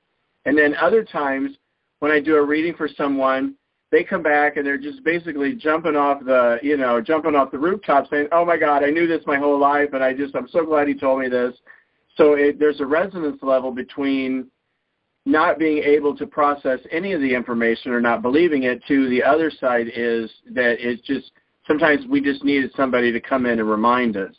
And what I would also like to say is, back to what, when we were talking to Joe about, setting our intent, because what I would prefer is rather than someone say, okay, well, I had a DNA reading by Tory, and therefore it is all 100% true. And that kind of bothers me, because what I would prefer that someone says is, okay, well, I had a reading by Tory, and he said I lived in 28 star systems, so if that's true, then I should be able to see the truth for myself. Because what I was saying is every once in a while, that's why I like to do readings slowly, because every once in a while a 6 will look like an 8, or, a 7 can look like a 1. A lot of times the numbers, aren't exact, especially if I have a headache or whatever. And if I would like everybody, and the reason that I ask people to send me an email is because I did a reading for this woman, and she had a very complicated email, and I couldn't get it right. It was probably 12 or 15 characters long, and, emails are very complicated. It took me 12 emails to get it right, and it's just so much easier. That's why I made this readmydna@gmail.com. So that way someone can just send in, and that way I can just reply to it, because I don't, like I said before, I'm very challenged when it comes to computers, and it's really difficult for me to get things right. So rather than go through that whole game of trying to send somebody 10 emails and hoping it goes through eventually, it's just so much more easy for me to send me an email, and then I can just reply to it. And I can, for everyone here, I'll be more than happy to do a full reading, and then if you have more questions after that, you can email me. Because once I do a reading and then more and more information comes through, it's not like just a one-time thing for me. In other words, if I do a reading for somebody, that just kind of opens the gate. But what really makes it more open is if a person wants to know. If a person doesn't really want to know anything, not much information comes through. But if a person wants to know, more comes through. And then especially if they have questions, like when we were looking at Elizabeth, and she said, pick out a lifetime when I was a Galactic Federation member, and that's when it came up that, she was working with plants and everything. Okay, so I have Lola, as we have 12 strands activated and 78% sacred light. Your species is human, and your DNA is aged 6.011 million years. And I'm seeing 1,966 lifetimes in 36 star systems. Wow. Yeah, we're all very special. And you'd like to say, wow, 36 star systems, what have I been doing? That's quite, because, that's just, and then we have multiple lifetimes in star systems. I mean, it's just so rich in history and so fascinating. Yeah. I love this so much. So, Lola, what was your question that came up in your heart? And we only got an hour left, you guys, and we got people to get through. So, I feel I want to know, but I feel I guess the feeling that I'm feeling is overwhelmed, because I'm not sure. I've done past life regression work with some. I do see and hear things, and people do come to me, but this is so foreign to me. I want to know more. In fact, it's making me want to learn more. And I don't know what to ask other than my feeling when you said the first thing, I'm feeling overwhelmed. What would that mean? Perhaps that it's new to you. And then also, and I'm finding this a lot, and I know this is from Starlight, is, because like I said, we are all running at 2 strands activated, and now you're up to 12.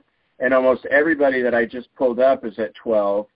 And that means that this your level at awakening is relatively new. Going from 2 to 12 strands activated means, and then other people say, well, there are a lot of people with 144,000 strands activated, and usually those are the people who needed that to be at that level because of what they do in this lifetime.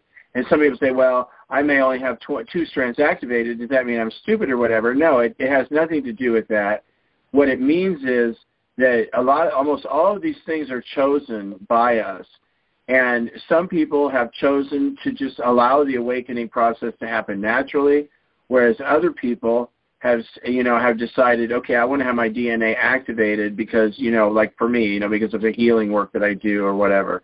And so there's no good or bad involved in any of this. It's just all very personal, and each aspect of this is in our divine highest good. And, because a lot of people need to have it done in a certain way because, an example of that is, and I told somebody they had 1,940 lifetimes, and they're like, well, I don't remember that. And we're like, well, if you really think about it, if you're going around in your day-to-day life now, if you're examining 1,940 lifetimes, you know what I mean? That's really overwhelming to do. We would be so lost, we wouldn't be able to function that well in the present. You see what I mean? We'd be so over-boggled with information that we would kind of get lost in the present. So it's best just to let it go and let it dissolve, and and just allow, if you want to know more, to ask heaven or ask whoever your guidance angels, whoever your guidance may be. And if you don't, if you want to just let it go at that, you can let that dissolve. And if you'd like to know more, just send me an email, and I can do a full reading of the star systems and whatnot. Okay? And I suggest, Lola, that you go back to the call and re-listen to the little, to what he said to you, and just let it, in a relaxed state, let it absorb into your body. Your subconscious knows already, and, have the intent that a little trickles up a little at a time, whatever. Be creative in what your intent is. Yes, thank you. Yes, I was going to do that, re-listen to it. And I do have to say this. I have been listening to things, and it didn't zone in that this was what it was, but I've been thinking on the DNA, and I've been hearing things, and it's been on TV and stuff about the DNA, but just on this planet of who we may be related to, and it didn't even dawn on me that relationship would pull that out into where you are going with this. But this has been in my mind, the DNA, to study where I came from here. So beautiful. This is very interesting. Thank you so much. You're welcome. Thank you. Thank you, Lola. Thank you. Thank you. Okay, next is Beverly. Star 6, Beverly. Okay, I'm here. Hi, Tori. Hi, Beverly. Hi, Elizabeth. Is she's so wonderful to find you wonderful people. Lily stumbled on Tori, so we got to give Lily the. Oh thanks. well, then Lily. Yeah. Yahoo. Okay, Beverly, I see 4 strands activated with 74% sacred light, and your species is human, and your DNA is aged 5.977 million years old. I see 2,106 lifetimes in 28 star systems. Wow. And I'd also like to point out what Nickie had just said, that there's multiple things going on here. There's our soul, which has its own history, which my personal belief is that our souls are eternal.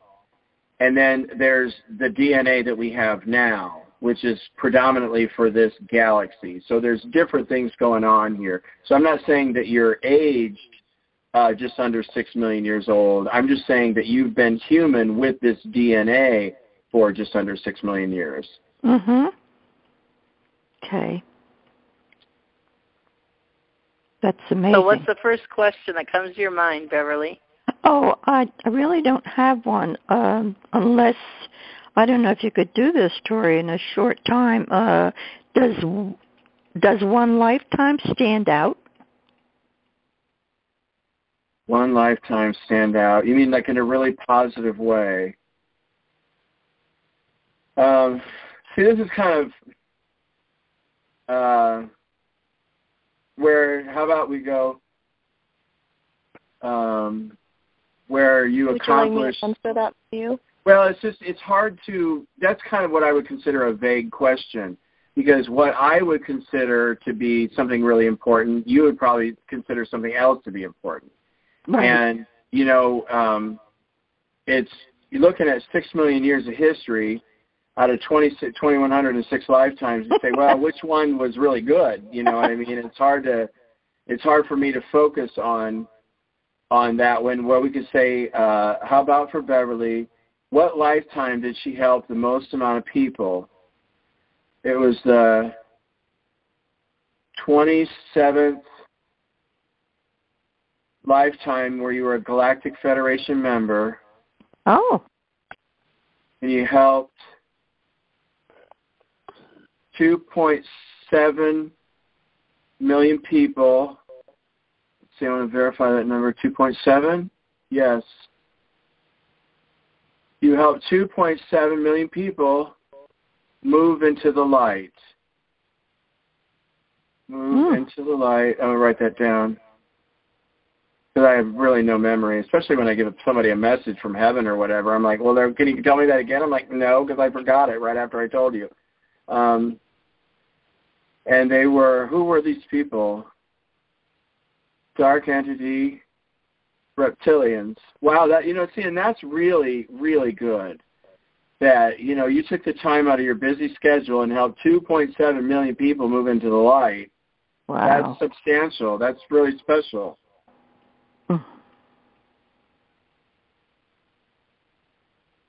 And she's special in another way. Can you guys hear me? Yeah. Can you guys hear me? Yeah. Are you there, Beverly? Oh, okay. Yeah, I want to tell Tory, Beverly's special in another way. She's, for the last 2 or 3 months, she's been hearing music in her ears, different songs relating to, like, our transition. Isn't that cool? Yeah, that's very cool. Can you guys hear me? Yeah, we can hear you. Okay. I wanted to add to that, if I may, for Beverly, is when she asked for which one stand out the most, is it's, you can look at it by your DNA, okay, and through project it into your personality. Okay, one of the things that I do is I look at your soul and your physical DNA. The soul cannot take on that physical body lineage. Now we're talking about bloodline, because bloodline is DNA, okay, unless there is some connections, okay, because I will guarantee you that your soul reincarnated into the same family lineage. And we are so old, it's not even funny. Majority of the people are like at least 1 million years old, okay, because the soul recycles all the time. We are the immortals. Now, in the golden elixir alchemy, okay, in the Taoist ancient text, this is like written like in what, 2nd, 3rd BC before Christ. They've documented information of how we are immortals and how the soul and the physical body have to be like work together. Okay, so when you ask me about that, one of the ways that you can also tell is, so let's break it down, okay? When I do healing, I do 4 aspects: your emotional, your mental, your physical, and your spiritual, okay? This way, it'll give you more details work. When you look at the mental, it is projected from your DNA, because your DNA has a memory. It holds a record, part of your Akashic records. Okay, so that will be manifested. So you start analyzing your behaviors, okay? And then another thing is you want to look at genetic. Now on your physical, you can go and take your DNA test, and it'll give you a pretty good idea, not 100% accurate, but it'll give you some form of evidence that, okay, I came from this. This is why I do this. Okay? So like I was reading Dr. Thomas Lodi, as you know, he's like an oncologist. I mean, he's the guy that frontier holistic healing for cancer. Okay, this is where FDA go and wiped out all his videos, when it's being distributed. Okay, so when I see him walking down, I mean, the man's like 5'11", right? I see him, this short gentleman, and he's like Asian, but he's Italian. He's full-blood Italian, according to him, and he knows his family line. But when I look at him, I said, no, you're not Italian. You're Asian, like from India, somewhere there. And then it turns out he did a research, okay? There is a Lodi, okay? Lodi lineage that is from India, Pakistan area, and he was a king. And that's how I saw him, you see, from his ancestral, genetically projected. And what's also interesting is he is like he's been over 20 years vegan. And every day he practiced chanting Krishna, some kind of chanting from, that line. He's not practicing, Christianity. So a lot of that, you see, his DNA came out, even though genetically from his, maybe from his parents and his grandparents and great-parents' lineage, they had lived in Italy. But I guarantee you, as I told him before, I go, Dr. Thomas Lodi, you need to go and take your DNA test, and perhaps you can trace, because even way back then, million years ago, people have migrated all over the world. Mm. So back to Beverly. Take a DNA test. Oh. Take a DNA test, and that will help you see, and that will be on the modern scientific evidence for you to see, okay? And you can pretty much, any behaviors, okay? I'm just giving you, more of the scientific evidence, okay, to link to the spiritual aspect, because we can't prove the star seed. Information Tory gives is amazing, okay, but we can't prove it. That's the problem. Okay, but I can give you the scientific aspect and link it to your star seed lineage. Okay, so start observing your behaviors. Okay, that is not polluted, influenced by outside forces. Like truly know thyself within. Okay, and that's how you can access it. A lot of times we have the information inside our DNA. To access this, you have to do your meditation, and it's a deep meditation. Okay, a lot of times if you have problems with that, check my tools out, and that will help you go within faster. Okay, because remember, we're not just starseed. We also have human life here on Earth that we had to live out. Every personality, every decision you make will help you with your ascension and return you to your starseed family, in which you have many. You see what I mean? You get to choose which starseed family you want to return to as well. Because if you already have genetically some linkage to that, most likely they'll contact you anyways. So we're all like, kind of like, I call starseed mutts, ET mutts. Okay. And that's fantastic, too, because we get lots of choices. Maybe that's why these look down on us and find us fascinating, because we're the mutts, yeah, but we get lots of choices and lots of adventures. Thanks for that. And so Beverly and Tory, didn't mean to cut you off, Beverly. It's all okay. Everything's coming out. No, anything? That's fine. That's fine. Okay. Well, thank you very much, Tory. That was fine. Both of you. You're welcome. And then I can help you email him. He can get a fuller reading, too, Beverly, if you want. Yeah, I want to do that. And Nickie as well, too. So when you see what she does. Yeah. All right. Thank you. So thank you, everyone. Welcome. Okay. You ready for Miss Sarah? Yep. Come on in, Sarah. Star 6. Thanks, Nikki, for adding that. Hello. Hello. Hi, Sarah. Can you hear me? Hi. Can you hear me okay? Can you hear me okay? Yeah, I can hear you. Great. I'm on my phone in my car, so Okay, let me pull Sarah, over here. Hi. I see 12 strands activated and 79% sacred light. I see your species is human, and your DNA is age 5.867 million years old at 1,856 lifetimes in 31 star systems. Wow. I know it's hard. Okay. What's the first question that comes to you? Well, the thing I've really been wanting to know is there a particular star system or group that I'm most closely associated with that I would think of as my family of light primarily? Okay, that's Lyra, Sirius B, Alcyone, inside. Oh, I like that. You lived inside Alcyone. Because none of us, I didn't. I lived on a couple of the planets outside. But Alcyone is one of the first stars that I found that are hollow. And I'm seeing that that's your third star system home was you chose to live inside Alcyone. And I would say probably the Pleiades are your, you spent the most time in the Pleiades as any other star system. But there's so many stars there.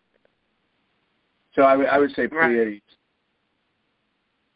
Oh, that's interesting. Okay. Because I read one of those, those lists that you can find online, and I can't remember who put it together, but it basically said that if you're fascinated with birds, with large birds and birds of prey, that you're probably Pleiadian in nature. And then they said, particularly the snowy owl, which I had a real lucid dream in my 20s, of a snowy owl, and I didn't even know at that time exactly what that bird was, but it really has stuck with me. It was very, very, very meaningful. So when I saw that list, I thought, well, okay, that sounds like me. Gosh, I don't know. Elizabeth, what kind of question should I ask? Oh, you asked one. So you have an affinity. I'm sorry. You have an affinity for this animal called a snowbird. Yeah. The snowy owl. And I don't know if I've ever seen one in person or not, but it showed up in a dream when I was in my, I guess, late 20s, and it was on a balcony outside my bedroom window, and it was perched there and looked in at me, and the sense I got from it was that it was there checking up on me to make sure I was okay. Wow. And and kind of went on from there. But I mean, a friend of a friend came in the room and wanted to scare it away or play games with it, and I kind of put him up against the wall and said, "Leave it alone." So I was being protective of it too, I guess. But so I've just always wondered what the connection was with that. Well, have you ever heard of a man called Ted? Have you ever heard of an author called Ted Andrews? He's had several books out called Animals Speak. And when an animal comes in and visits us like that, there's always a message behind it. And in his work, he gives very detailed analysis of what these messages are. And so you can basically, like if you have a visit from a raccoon, you can look up raccoon and it has a meaning, and then it usually is spot on. Oh, that's interesting. Because what I was Ted doing Andrews. Ted Andrews. Yeah, Ted right? Andrews. Animal Speak. I'm making notes actually as we're going, so I won't remember all of this, I'm sure. I guess the question I would have too, Tori, is, going forward, I know that there's an awful lot going on every level right now for all of us. Are you able to, based on the information that you can bring in, how able are you to project into the future for people? Oh, well, I can say the future is not yet. We're creating the future right now because we're on the timelines have fused. We're on a smorgasbord of ingredients, not even meals. We're creating it as we go. So we can't see the future anymore. We were able to, but now we can't because we're creating our new world. Right. That makes sense. I just have some changes coming up. Okay, well, I guess what I would ask is there an overarching theme in my previous lives? Is there a type of life that you feel like I've lived, more than others? Is there a theme to my soul path? Does that make sense? Well, the first thing that came up was very devoted to the light. That everything that you've done, or most of what you've done, is based on your devotion to the light. And then another thing that came up was the snowbird has something to do with your lifetime in Taiseti. And let's see, is that Planet Agata? Yeah, on Planet Agata, in the Taiseti star system, which is really close to us. It's only like 8 light years away. But the snowbird had some kind of significance with your lifetime in Taiseti. So there you go, Sarah. You got some things to work on. Great. That's awesome. Oh, that's great. I'm excited. Thank you so much. And then be sure to email Tory if you want to. You can ask him more questions or expanded reading and ask him questions from there too. Right, that's wonderful. Well, I like that time with the snowbird because it felt like, it did feel like a visit from, another time, from someone that I knew. Great. Like I say, it was like a sense of kind of checking up on me. I don't know if there was another message beyond that, but that, looking in on me, to make sure it was okay, everything was okay. So, all right, well, thank you so much, Tori. I really appreciate your help and all of your information and your insights. You're welcome. Thanks, Sarah. Thanks. Okay. Thank you. You're welcome. Give yourself just a little tiny breather, Tori. Nickie, as we're talking, any other thing you want to briefly add to that? Anything? Briefly. I just want to give Tori a chance to take a drink. Hello? Are you there? Can you hear me okay? Yeah, there you go. Can you hear me okay? Yes. Okay, ask me again. Is there anything you want to briefly add to what anybody's been talking about, Tori, and this reading or something, or did you hear it? I do want to add briefly, just kind of sum it up for really what's going on out there, if that's okay. I may add some additional information for the listeners out there, and is that, it's like 30 seconds, and then we'll go further. And then, because we're getting close on time here. Or go ahead. Okay.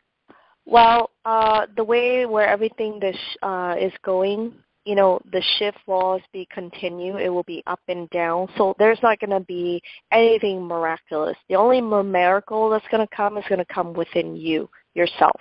You got to do your journey, okay? If you want truly to discover your star seed, your lineage, all the DNA strand that you have, and using more than 10% of your brain, you got to go within, like deep within. Okay, do your meditation, do your clearing. The closest practice guidance that you can help guide you, look into Buddhism. Okay, I'm not saying it using it as a religion, just using it as a guidance. Buddha himself say, don't worship me. You need to go and discover yourself for that.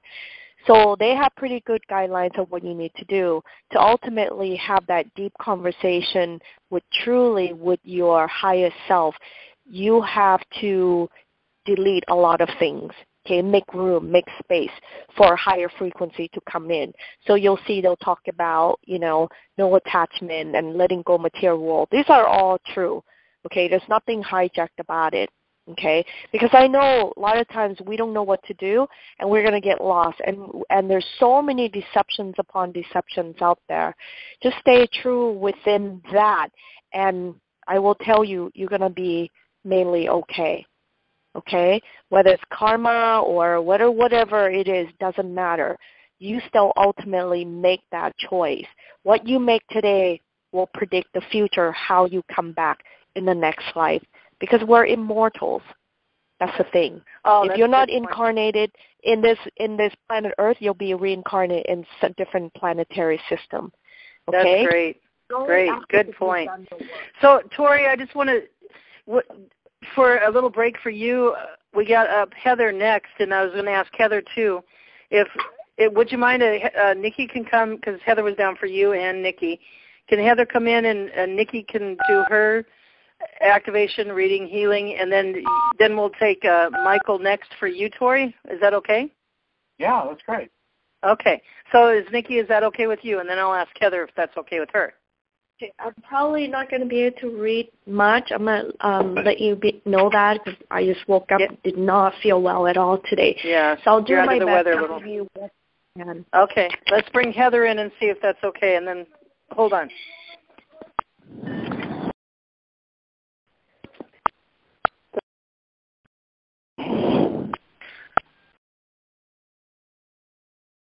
Okay, star 6, Heather.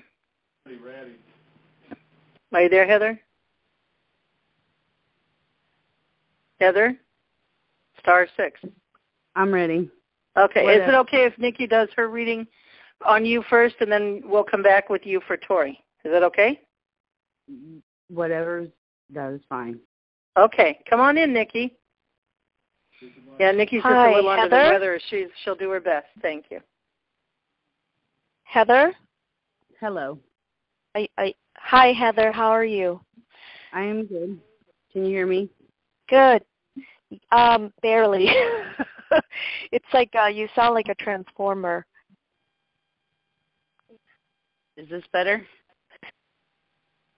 Yeah, that's much better. Thank you. Okay, whose voice is that?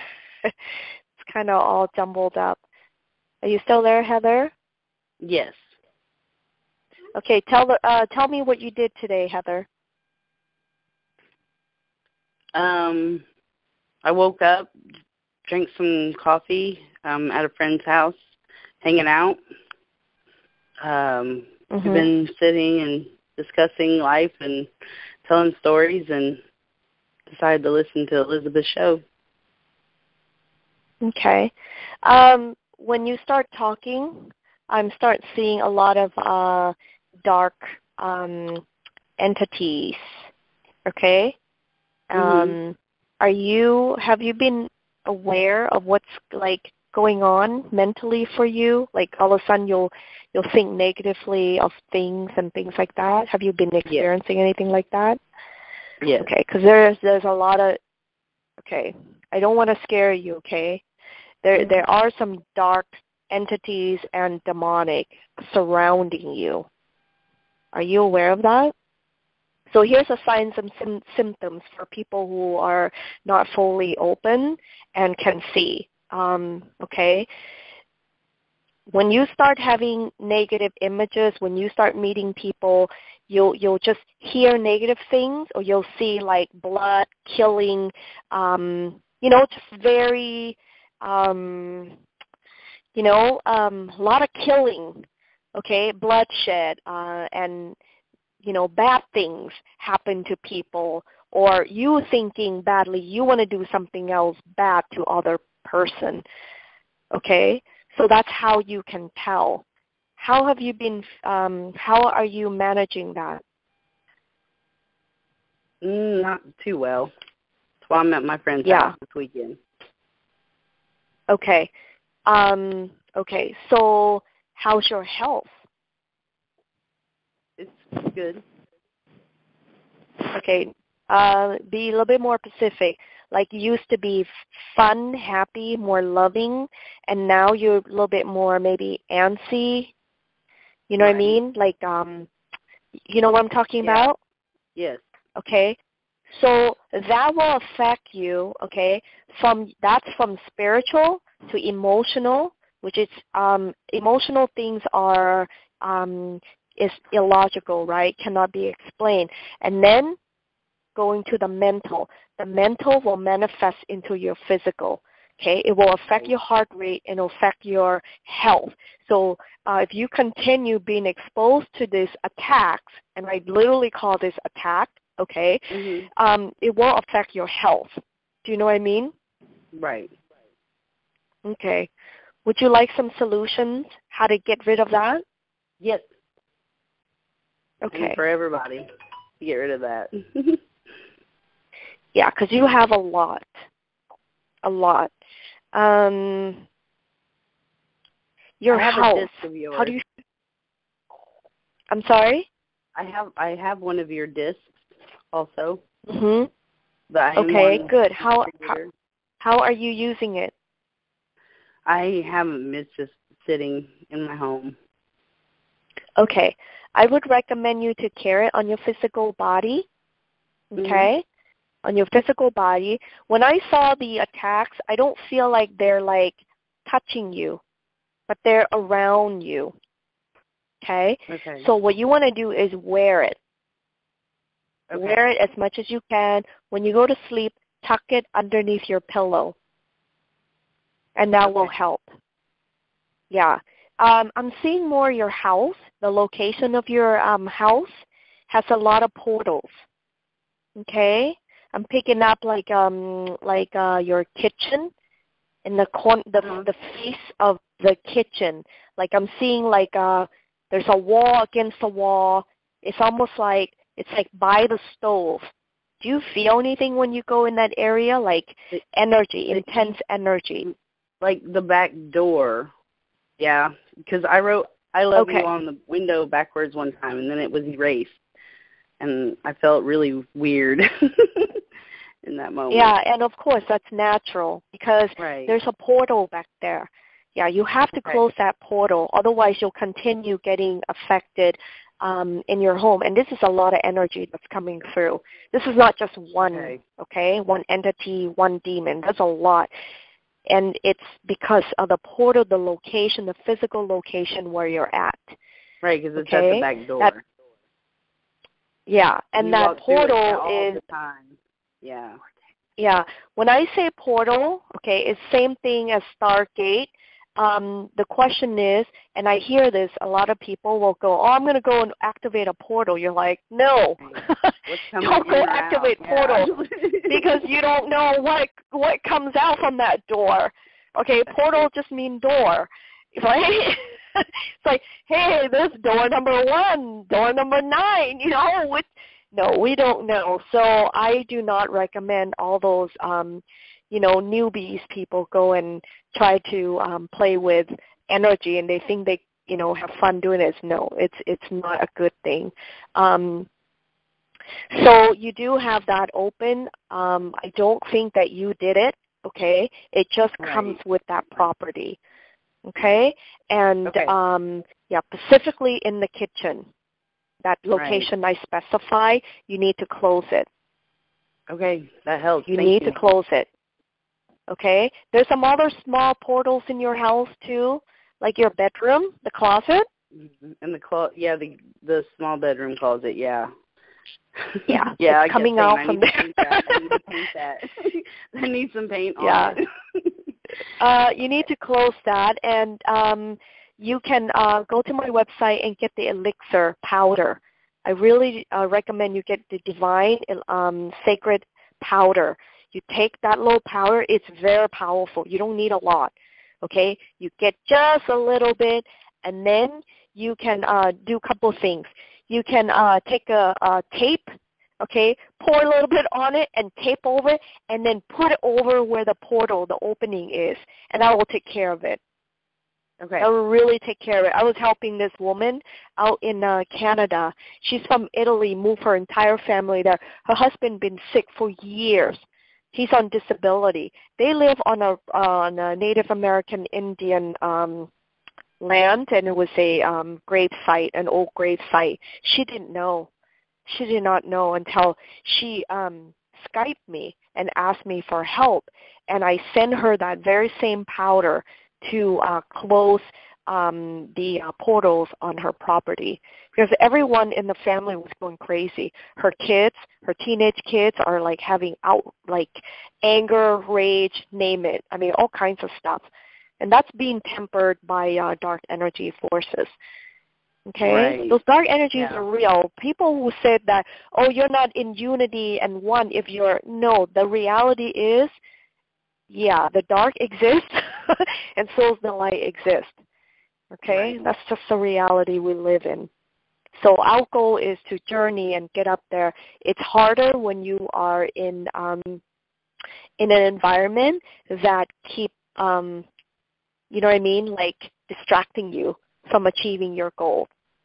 Right. Okay, the ancient texts talk about this all the time too, even King Solomon.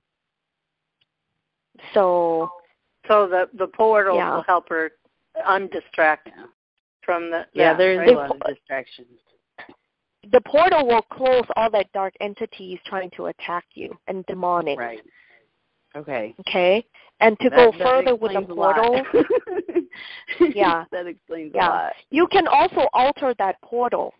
Instead of dark energy portal, okay, do you know how to do it right? You can open that and program that portal to connect to your starseed family and the galaxy that you're from. You can also do that. You'll be like, Scotty, beam me up, you know? Seriously. Yeah, you can do that. And just the only thing with the ET portals, you just have to be cautious, is that a lot of times the military in the U.S., they have a lot of access to that kind of sources. So they'll share the ET portals because it's coming from the sky, okay? They'll share that sources with the ET communication. That's the only thing you have to make sure, you know, you don't want to access the military, right? And I live in the heart of industrial military complex. They're everywhere. So I have to go and shut off. Yeah, I have to shut off or separate them from the ET, because when they're coming through to give you messages, okay, you don't want the military to know about it. Right. You're like, hello, this is private communication, you know, private line. Okay. Is there anything else? No? Nikki? Okay, I hope that helps. Thank you. Yes, it did. Thank you so much. You're welcome. And just keep sleeping with that disc. It'll really help you. Okay? I will. The T-Nano disc. I have one in my room too. Yeah. Yeah. Sleep with it. Care with it on you as much as possible. Thank you. Okay, Heather. Great. Now, if I can just let Tori do the next one in line, Michael, and then we'll come back to let you take a little breather, Heather, and then we'll come right back to you for Tori. Is that okay? Perfect. Okay. Thank you. Hang in there. Great. Oh, wait, Tori, are you there? Yes. Okay. So let's bring Michael on. Oh, I wanted to ask you, Tori, is there anything you wanted to add to that really quick? To Heather?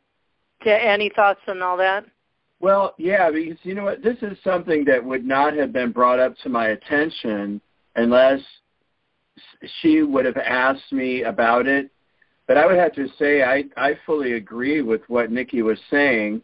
And while she was speaking to Heather, I was taking some brief notes because I've been through a lot of similar experiences with the portals.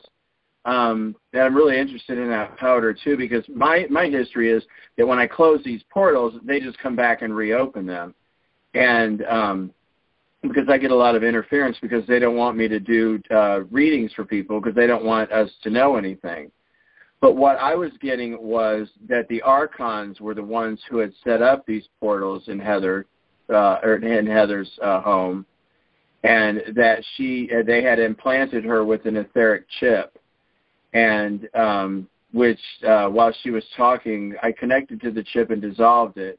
Well, it's actually Father God. It's the energy flows through me, but I dissolve these etheric chips almost every day, and that's one of the aspects of the military, because these etheric chips record our thoughts and they record our words, but not only that, but they record everything that's said to us by other people, and they're very invasive.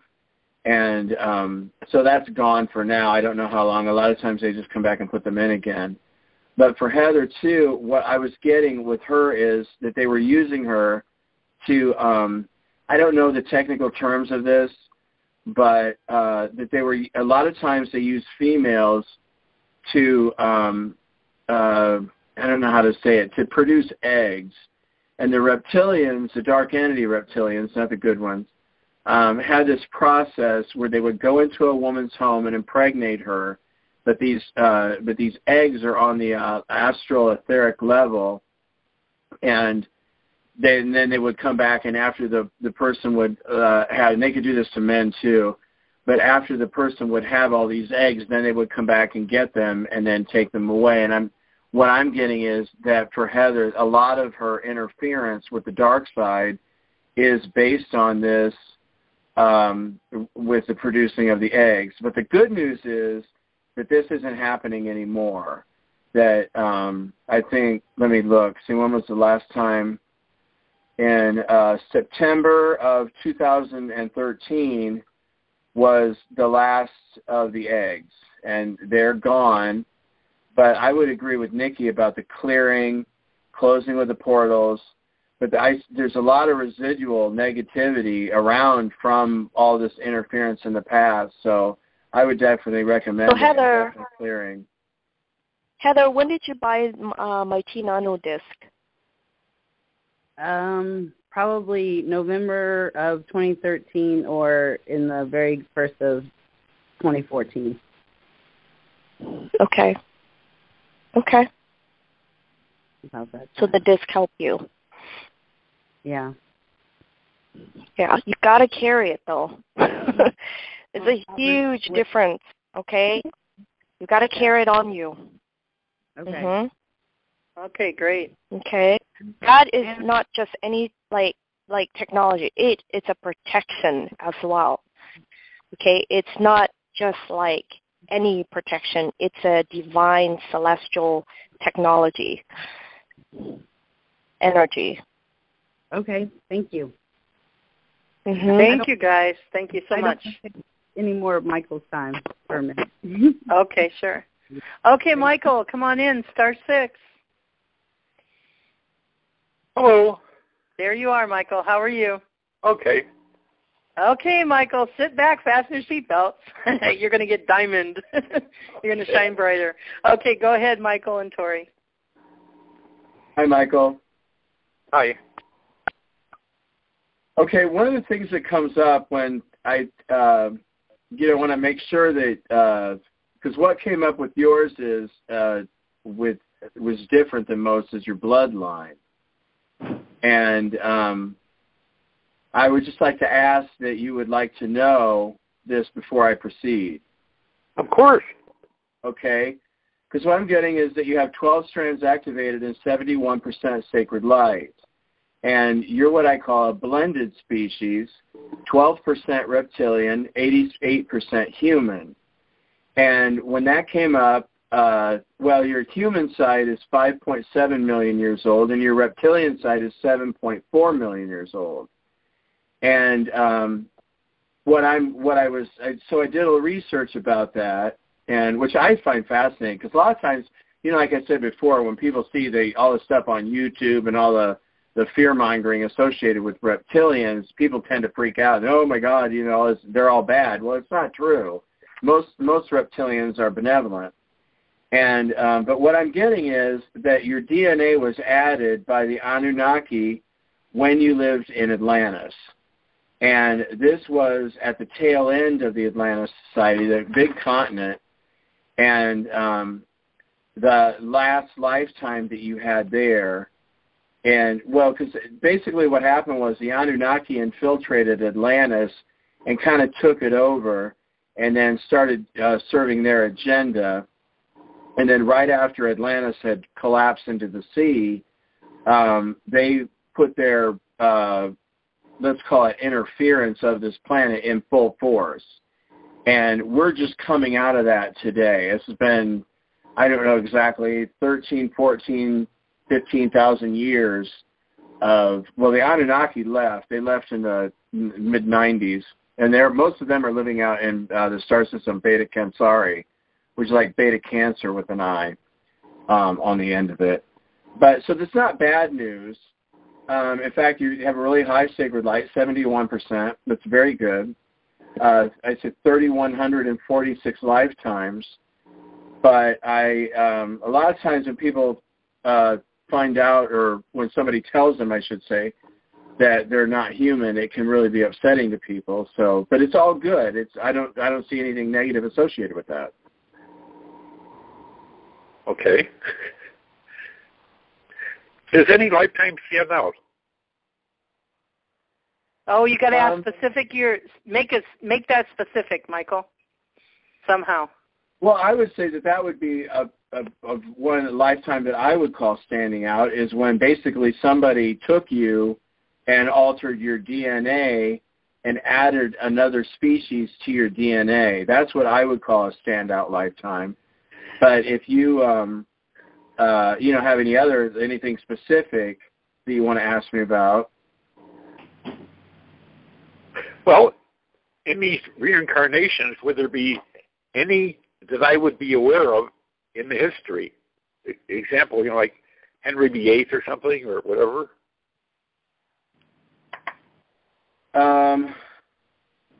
Well, that's kind of a complicated question. Your question is a past lifetime that you are strongly connected to in this lifetime? Sure, sounds good.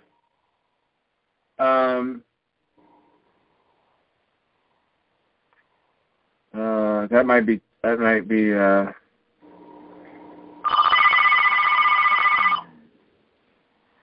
Do you feel a strong connection with France? I'm sorry, with what? With France. Well, sounds good. Yeah, a long time ago, I had a lifetime reading, and they said I was in Russia, and in the Russia royalty, so to say. Yes. Well, see, names are really difficult for me. Third dynasty. But this isn't like modern day Russia, right? This is like old. Right, yeah. Like, is it 700 years ago or? Okay, could be. 650 to 700 years ago. One lifetime in modern day Russia. CZAR. Okay, was Michael as I don't even know what that word is. Cesar? Michael is Cesar. Yes, I'm getting. But I don't know what that means. But when you asked me the question about the Russian thing, Shazar. I think it's in the government or something, or a ruler or something. Or is that royalty? Is that a royal term? Something like that. We'll have to Google it. How do you spell it? Is it CHIZAR, something like that? Well, I saw CZAR. Yeah, that sounds right. CZAR. We'll Google it. Right. Michael's a czar. But also I was getting that, because to me, one of the most important things to me is working with nature. And that's one of the things when you were asking me, does one lifetime stand out?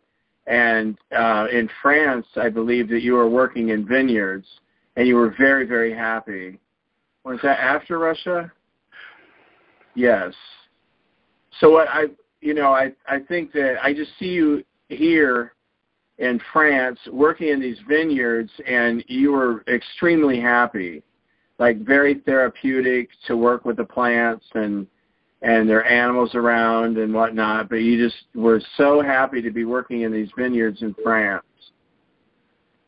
Okay, you're going to here's the definition of czar.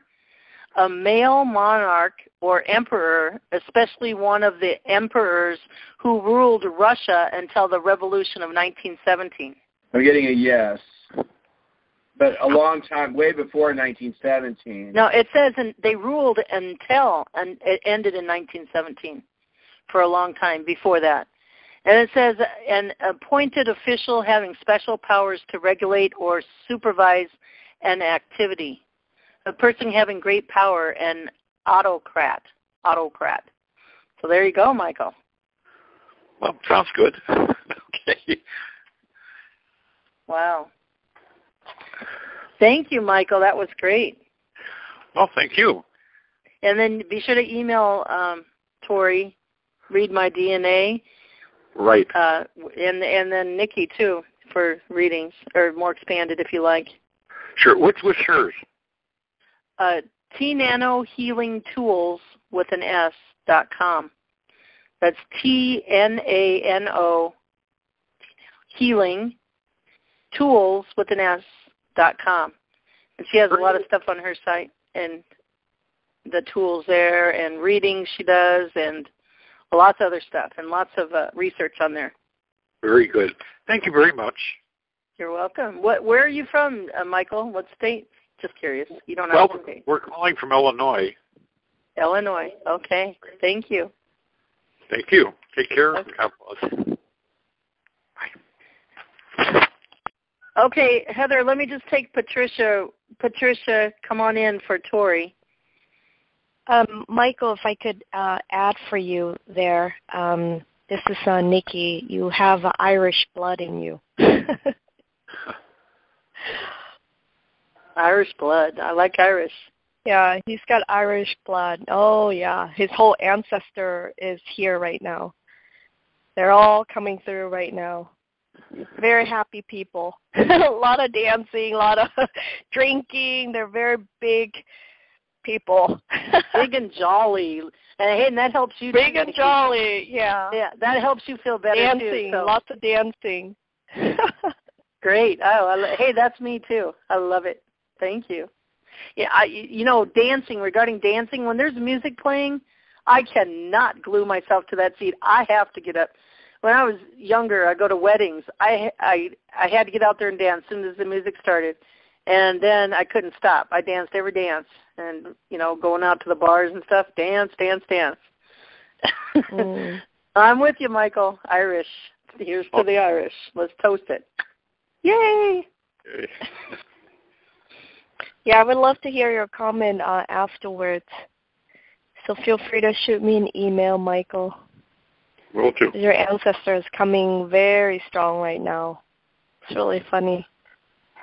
Yeah, because I call him the great uncle. That's how he addressed himself. He's the great uncle for you, and he actually was in the war.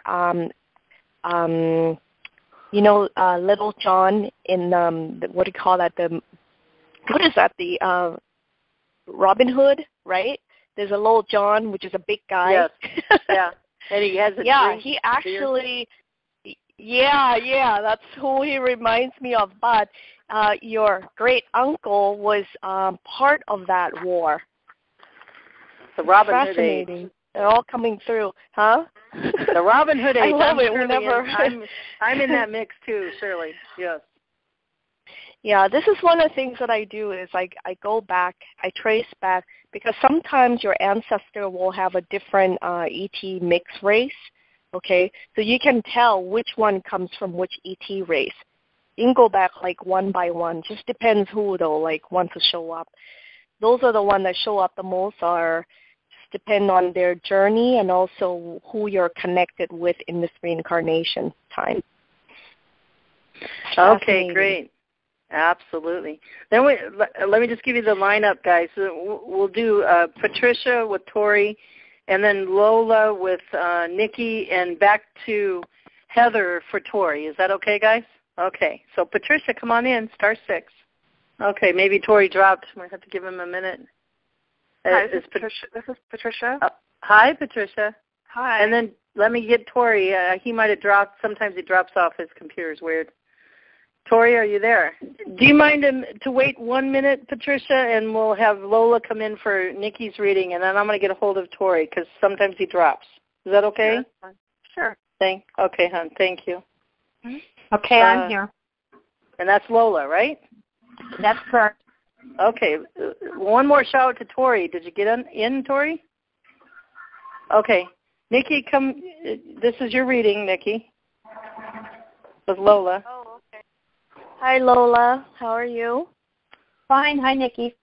Thank you. Yes, I'm fine. So, tell me, what did you do today? When you wake up in the morning, what did you do? Oh, when I get up in the morning, I usually read my emails and have a cup of coffee and feed my dog and cat. Okay. I can tell you right now, you have several, like 3 angels surrounding you. What have you been doing? I meant that in a good way. Huh. You have 3 angels. You have Uriel, you have Ariel with you. Okay? Well, thank you. Thank them.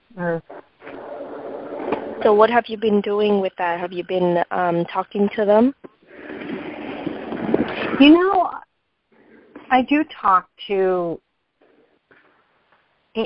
I don't know if they're angels. I talk to someone and they answer me back and they tell me, I'll ask questions and they'll answer me and put me at ease, but I don't know who it is. Okay. I feel it's archangels. Are they? I feel that it's a male entity, and I know that at one point when I was doing something, I was given a direct order not to do it, and I did it anyway. And boy, did I get dark eyebrows! And did I ever get I told you no. I told you no. I told you so. And then I got and then after I did it, I got the I told you so. Oh my goodness! And I always have questioned everybody and everything. And I said, so why can't I do that? And he said, remember Noah and the ark? And I said, yes. And he said, Noah listened and all the world perished. Now I said no. That was my answer. I thought, wow, that was the first time I ever was really talked to like that. Okay. Well, it's a gift for you, okay? You've done something right in your past life to earn this mark. There's I'm seeing 3. I'm seeing picking up 2 Uriel and then Ariel, okay? They're powerful archangels. They're all males.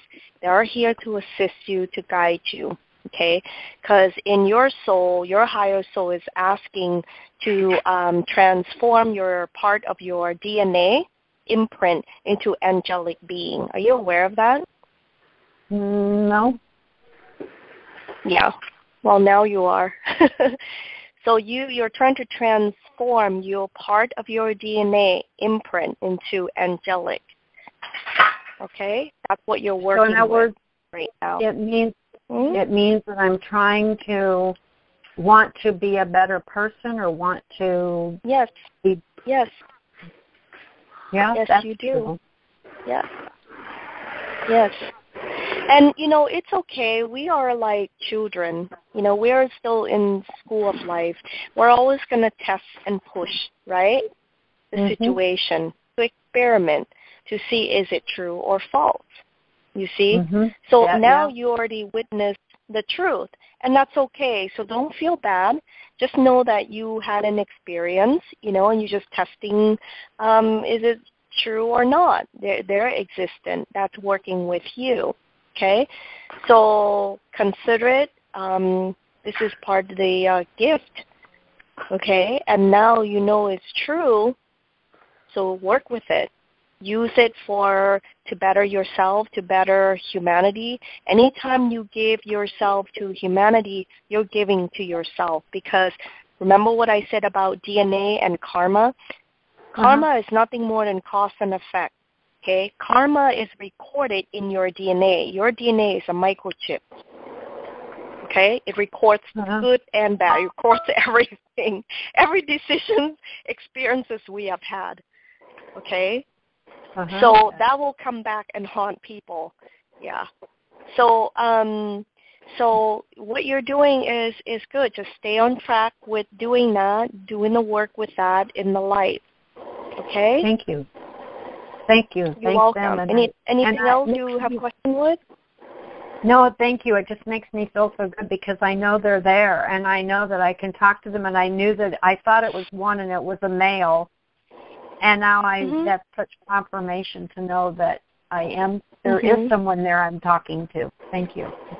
Yeah, but you have 3, and remember you also have Uriel that love like classical music, like what do you call like harp cooking. Have you been like resonating with? Oh, I just feel like listening to like a harpy music type. Do you feel that way? But I had a dream about that one night about a harp like that, and it was a weirder looking harp, but the music was harp music, and I was like a U-shape, right? U-shape. It's a U-shape harp. No, I can't remember. That'll come to me as time goes because it's just shocking me because I remember the dream that it was so vivid that, and I was very interactive with them, with that harp and with somebody else and talking about it, and I don't remember, but I know it was very interactive and the music was so melodious, and I did even put something about a harp in something I just wrote not recently, and I don't even remember what that was, but I remember, yes, harps are very important to me. Wow. Yes, that's because you're working with Uriel. That's like his part of his, personality. That's what he does. Okay, so when you hear harp, you know he's around you. How do you spell Uriel? How do you spell Uriel? Okay, let me write that out. Urial, I think. Okay. Or Uruel. That's what I get. I don't know. Uriel. Okay. You can Google it. You can't miss it. Okay. All right. So I do have to say one thing. Yes. Go ahead. One thing I wanted to add is for you is to honor them. Okay. Okay? I'm not saying worship. I'm not saying that. And I don't even like that word to worship. That's like causing war. You dissect the words. There's a lot of deception. Just honoring them. You know what I mean? Like, anytime you play the music, you dance to the music, and you're being thankful and grateful, to have and embracing this experience, that is honoring them. Okay, by honoring them, you're honoring you because they are a reflection of you. This is what your free will have been asking to do. You see what I mean? Yeah. So by honoring that, you're going to reap more abundance from this experience. Okay, because I work with the angels. They come to me, and then I send them to do things. So whenever people pray to angels, I hear their cries all the time. So, it's amazing you got 3, and I'm blessed you with that, and I'm very happy to hear that you chose to work with these 3 angels. Okay? Well, may I say that when I was... Great. So, go ahead, Lola, and then we're going to go to the next one. I got to go soon. Go ahead. All right. Quick. I just wanted to say that quite a number of years ago, I had a picture taken, the Curlion photography, and you can see your aura and such. And even back then already, there were 3, but I really didn't get it. And I probably have that picture somewhere, and they said there were 3 angels then in my aura. But now, of course, this makes it even feel more real when you see it. For some reason, it's more real when I'm listening to you today. So thank you so much. So next time when we have more time, I'll tell you, you do have like I said, in this lifetime, okay?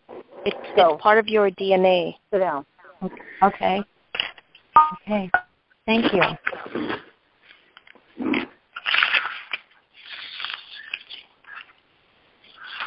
Okay, sorry about that, guys.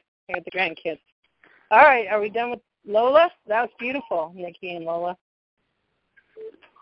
All right, Let me just shout out to Tori. Are you there, Tori? Star 6. I'm back. Yeah, I got cut off like 6 times from the Skype, so I went to my telephone. Sorry about that. Okay, well, perfect timing. You're up next with Patricia, and that's Patricia and Heather really quick, and then we'll be done for today.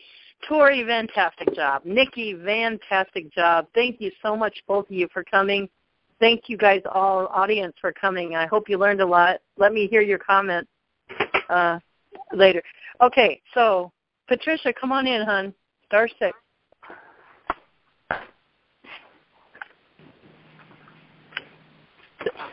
Patricia came in, and then there you go. Hi, this is Patricia. Hi, Patricia. Okay, there you go, guys. Hi, Tori. I actually already emailed you. Well, I was just going to ask because I haven't looked yet to see if you were the same Patricia. Yeah, you answered me already. Mm-hmm. That I only have one reading to do before you, which is one that I have had for a couple of days now. But so you're next up on the list, and I should be able to get to that either tonight or tomorrow. But what I have so far is that you have 12 strands activated and 74% sacred light, that your species is human, and your DNA is aged 5.97 million years old, and 2,744 lifetimes in 34 star systems. Oh, wow.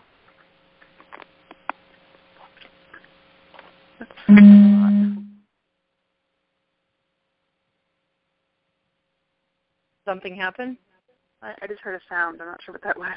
And Tori left, right? No, I'm still there. I was going to say, if I get cut off again, is there anything you want to ask, or you want to? Well, I guess I can ask more once I get your response in the email. I did have like an eye color change. Like, I'm not sure what age it happened, but my eyes were blue, and now they've got like 3 different colors in them, and the inside of my eye is like this amber color, and then I've got this like aqua kind of color. And the outside is kind of like a blue, but sometimes changes green and blue. So it's kind of, I'm not sure what age it changed, but I wasn't sure if it was like a DNA change or what that was. Okay, change in eye color.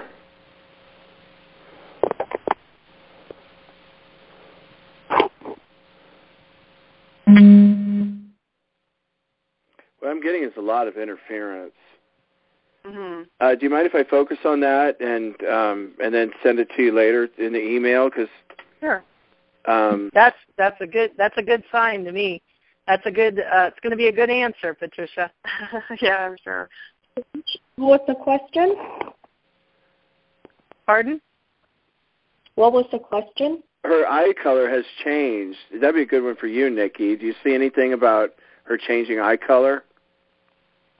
Okay, hold on. Let me put on my headset, okay? Okay, changing of eye color. Who is this? Am I talking to? Patricia? Yeah, it's Patricia. Mm-hmm. Okay, Patricia, how long have you been doing metaphysics? Well, actually, I got interested in it when I read, I guess, Celestine Prophecy when I guess I was about 28 years old, and I'm 48 now. So I've been doing lots of different, looking into like energy and all that kind of thing. I'm a registered nurse, and I took energy healing, and stuff. So I've been because I feel like your eye color started changing 2 years ago. Oh, okay. Have you been observing yourself almost on a daily basis and recording that? Well, I kind of noticed it. Like, I used to spend a lot of time at the ocean, and I would really notice it after I've been at the ocean because I feel really good when I go there. But I thought it had changed. Like, I know that every day they look a little bit different because they're depending on what I'm wearing, or I don't know if it's. Well, that's normal. Okay, so a couple things that can cause eyes to change, okay? I'm going to name 3 top things, okay? The first one is environmental color reflections.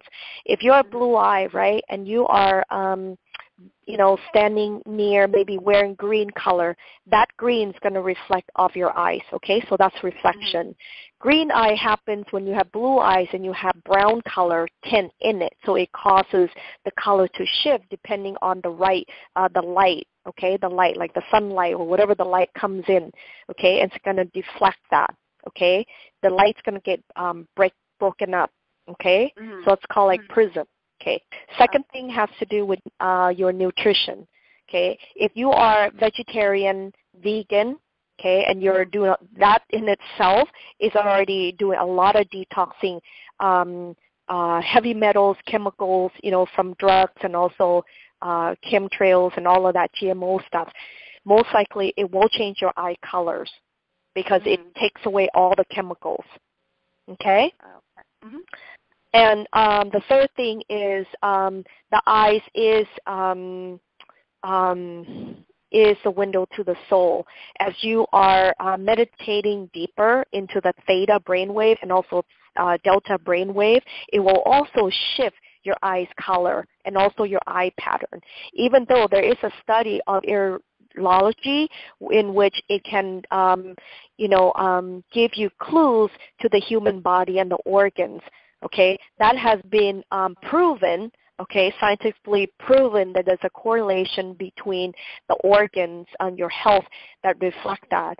But on the spiritual aspect that science cannot prove yet, okay, in which how the light penetrates through your eyes, your iris, that goes through your pineal gland, because that's how you make the melatonin, which is from the dark, makes the melatonin in which help you with meditations.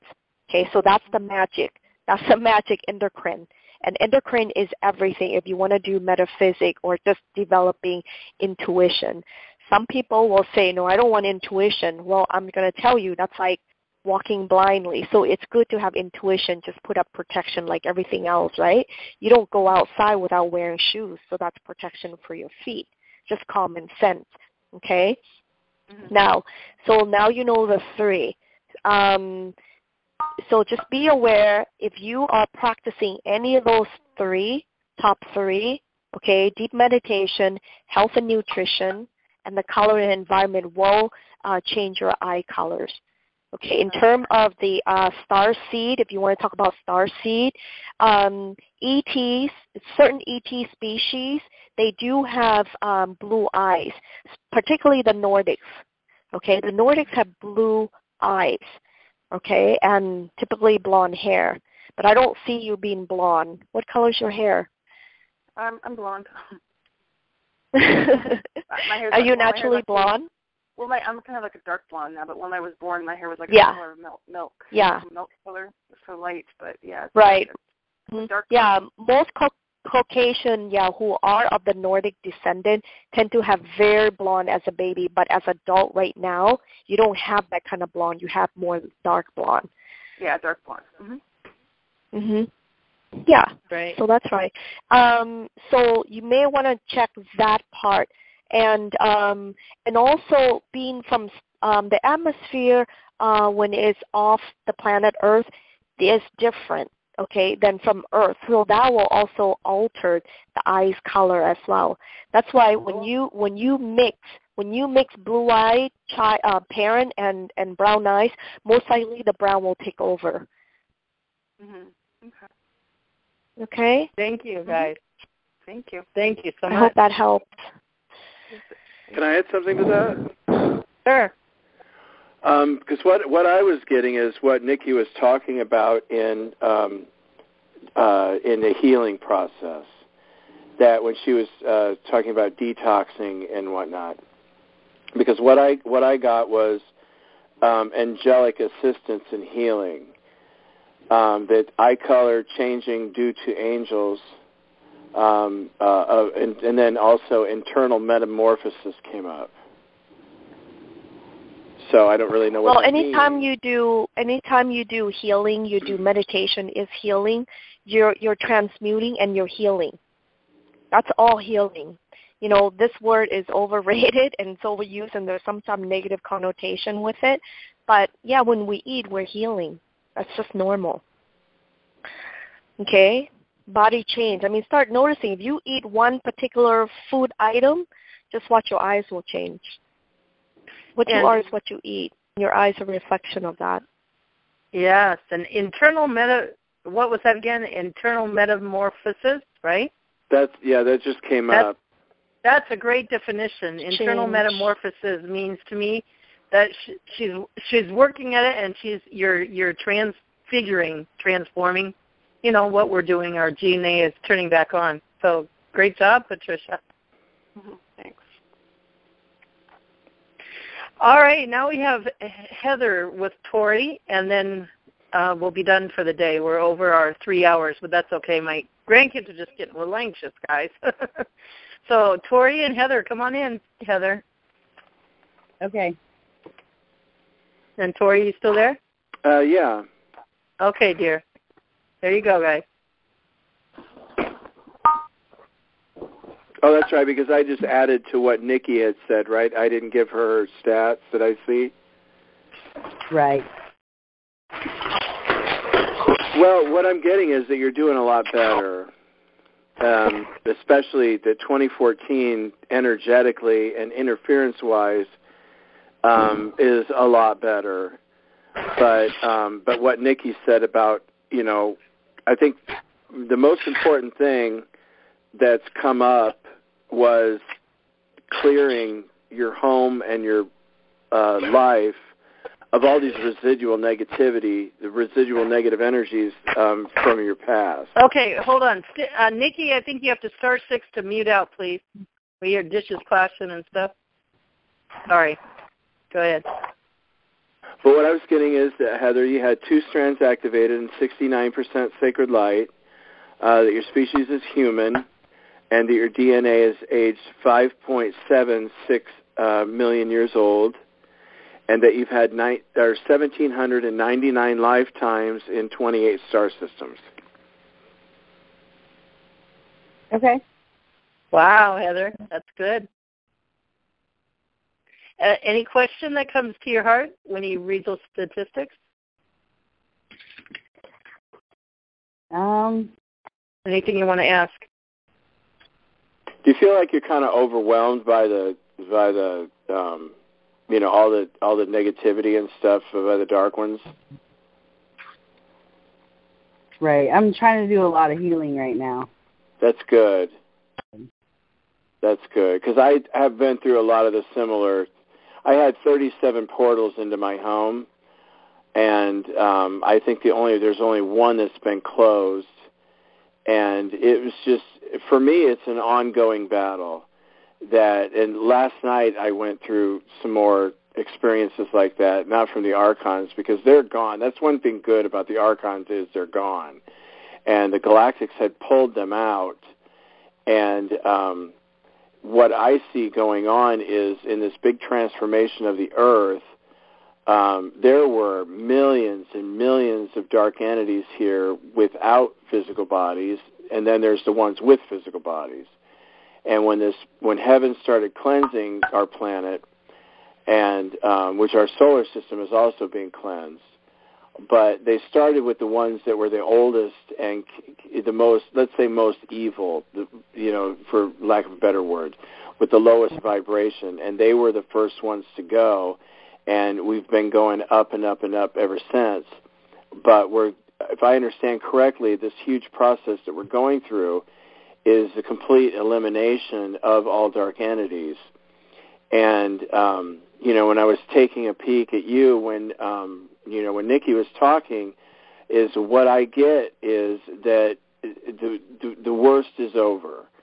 And that the bad times, specifically meaning the dark interference in your life, is pretty much over. There might be some things here and there, but nothing, extremely minor things, and nothing in comparison to what's happened before. Because sometimes they like to hold on to people that they've interfered with, and they try to come back in because they're really egoic people, and they feel that losing control of a situation, well, what they go through is the more that they lose control, the more that they try to get it back.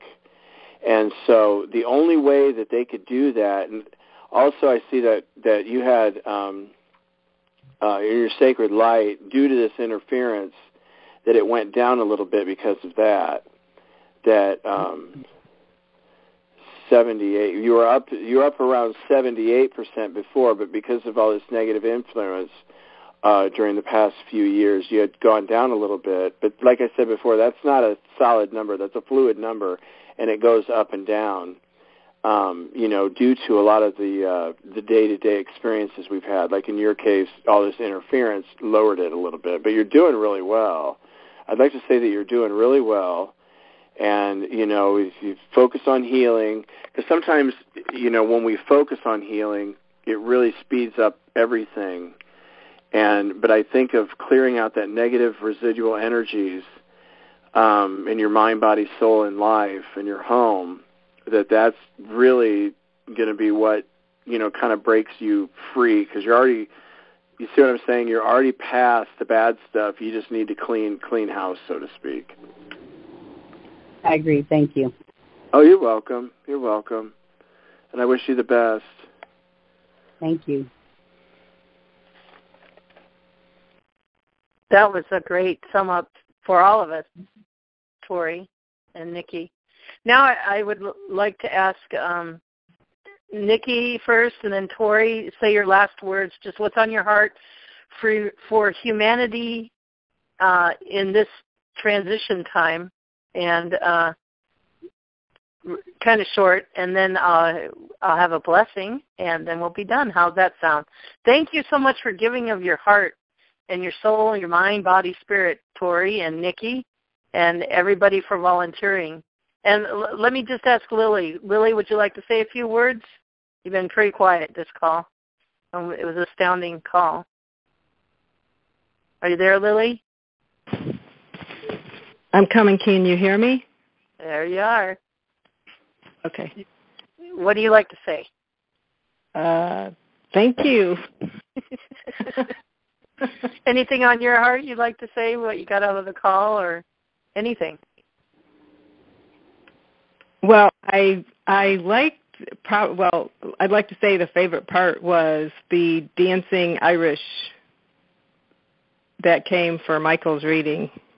That was pleasant. I could feel like the excitement and the jolly, Yeah, and I thought of you at that moment too. I was going to add in, and the other ones that are happy are the Fab Four, the 2 3-inch guys that Ray Kozlovic gets a visit from, which you're into too, huh?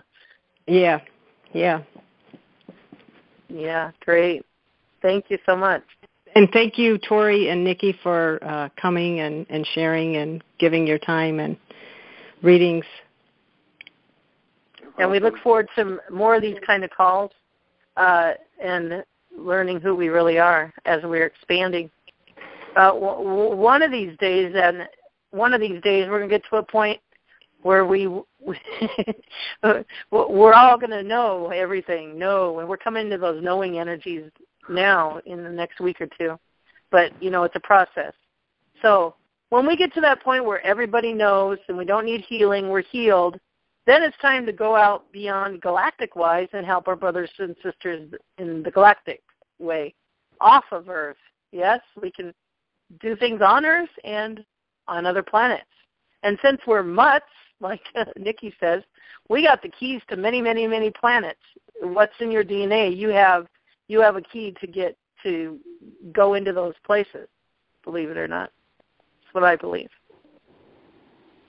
So, Nickie? Yes, thank you, Lily and Elizabeth and Tory, and it's been a pleasure, and everyone who's been listening to and taking your precious Saturday and being here to get yourself, a reading and upgraded. And even though we are not doing a direct activation by being in the presence of each other's energy, that you are being activated at some level. So I thank you for that. If you have any questions, feel free to contact me on my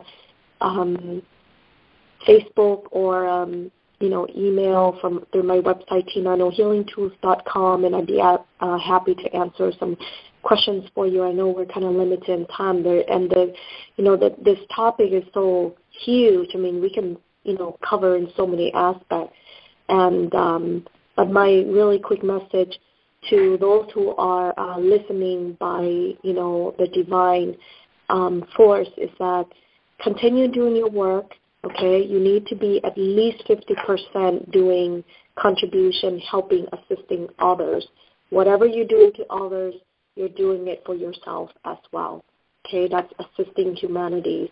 Whether it's small or large, it doesn't matter as long as you're spending at least 50% of your time contributing, okay, from the outside realm of the self. You are healing yourself, you're healing others.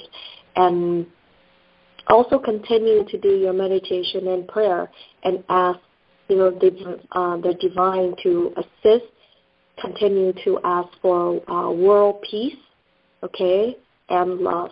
And that is very, very important because the celestial beings cannot intervene without those, and they need human beings who take on this 3D to ask as well because they respect your integrity of free will. So thank you. Thank you, Nickie. Beautiful words. Tory, your turn. You know what, before I say anything, I would like to ask Nickie, because I was looking at your site, and these wonderful discs that you make, are those called pendants on your site? Yes. Okay, because I didn't know what they were called. Oh, there's the pendants that you wear, and then there's the cones that you can sit somewhere, and then there's, what's the other one? They're discs. So there's a disc and a pendant, and then a cone. Okay, because I was looking for the disc, and I couldn't find it. Oh. Nickie, are you there? It's I'm there. Here. The disc is bigger than the pendant. Most people love pendants because they can wear it. I wear it myself. It's a great little tool to keep grounded while you're, intuitively opened and protecting yourself. Thank you. Okay. Thanks. Mhm. And I just want to say thanks, Elizabeth, and thanks, Lily and Nickie, and thanks to everybody that joined. And I just hope that what information that I saw is helpful to your lives. And and I just love doing this. And I don't really know of what information that I could say here at the end, but just that I'm really grateful to everyone, and this is so much fun for me to do. I think we're just so much more special than we realize we are, and that our history is just so fascinating and amazing. And it's just such an honor to be able to do DNA readings for people. I really enjoy it, and I want to say thank you again. That's beautiful, Tory. And you did both of you, a major impact today on all of our lives, even the ones that didn't come in for reading. There's still an impact on all of our lives. Thank you so much, both of you. I just want to encourage you guys to go to listen, to add to all of this call today, to go to listen to the special Diamonds call that I did yesterday. It's reference number 189, and I'll put the link on the blog spot. It already is. It's on the blog spot of Nickie and Tory's stuff. It's titled The Special Diamonds, just recorded December 12th. Third Eye opening December of 2014. Changes and vision of the changes in all aspects. It's a really good to add to this call. And also, what else? Next week we'll have a good call. I don't have that paper to look that up, but we always have a good call. So thanks, everybody, for coming. Lily, is there anything I'm forgetting? Then I want to do a blessing. Okay. All right. Inspiration of the Irish guys, and Michael's reading the Irish and my Irish. Are you in here, Lily? Okay. I want to just read this. And I just want to call in the living flame of divine love, and I'll call in all of our ancestors today And I just say we are all one. And when one is harmed, all are harmed. When one is helped, all are helped. So therefore, in the name of who we are, and we are one with all that there is, I ask that only the highest good of all concerned happen for all of us and for all of our brothers and sisters, every dimension, every universe, multiverse. And so it is, so be it. But I want to bless you with an Irish blessing. May the road rise to meet you. May the wind be always at your back. May the sun shine warm upon your face. May the rain fall soft upon your fields. And until we meet again, may God hold you in the palm of his hand. Amen. All right, guys. Namaste. Keep shining like the diamond you are. Elizabeth? And enjoy your weekend. Yes, Beverly. How can we go about getting a reading from these two wonderful people? Okay. Tory has a blog spot, and you can email him on readmydna.wordpress.com. Wait, read? Read my DNA .wordpress. Can I interject something? You can request via email. I believe it's readmydna@gmail.com, and in the subject line put DNA reading. Okay. Tory, you can correct me if that's incorrect. No, that's great. Yeah, makes it really easy for me. Just send me an email at readmydna@gmail.com, all lowercase, and just either say hi or reading request or because I get a huge amount of emails. I bet you do. If you put reading request right there at the beginning, that way I can through all the emails, and then I can keep them in order really well, and it just makes it really simple for me to keep track of everybody. Because sometimes people try to connect to me in several different ways, and I every once in a while I lose somebody. Right. So it just makes it easy for me. That way, if somebody asks me, then I can just keep track of people and then because the one woman I lost her request, and I think it was 2 months before I actually did the reading for her. And I don't like to do that. I like to get it to. It usually takes me 1 to 4 days.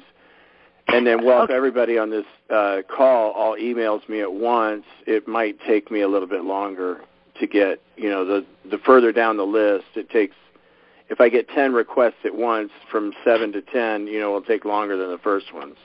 And also Beverly, and for everybody else, if you go to Diamonds with an S Forever 31.blogspot.com, the blog, it's right at the first blog, and it's got all of both Nickie and Tory's links, all of their links.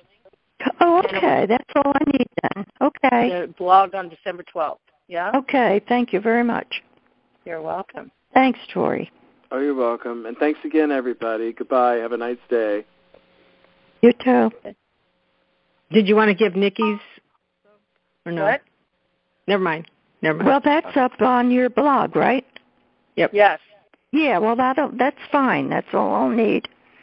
And then Nickie's is tnanohealingtools with an S.com. Yeah. Okay. Yes, that's correct. Love you guys. Namaste. Namaste.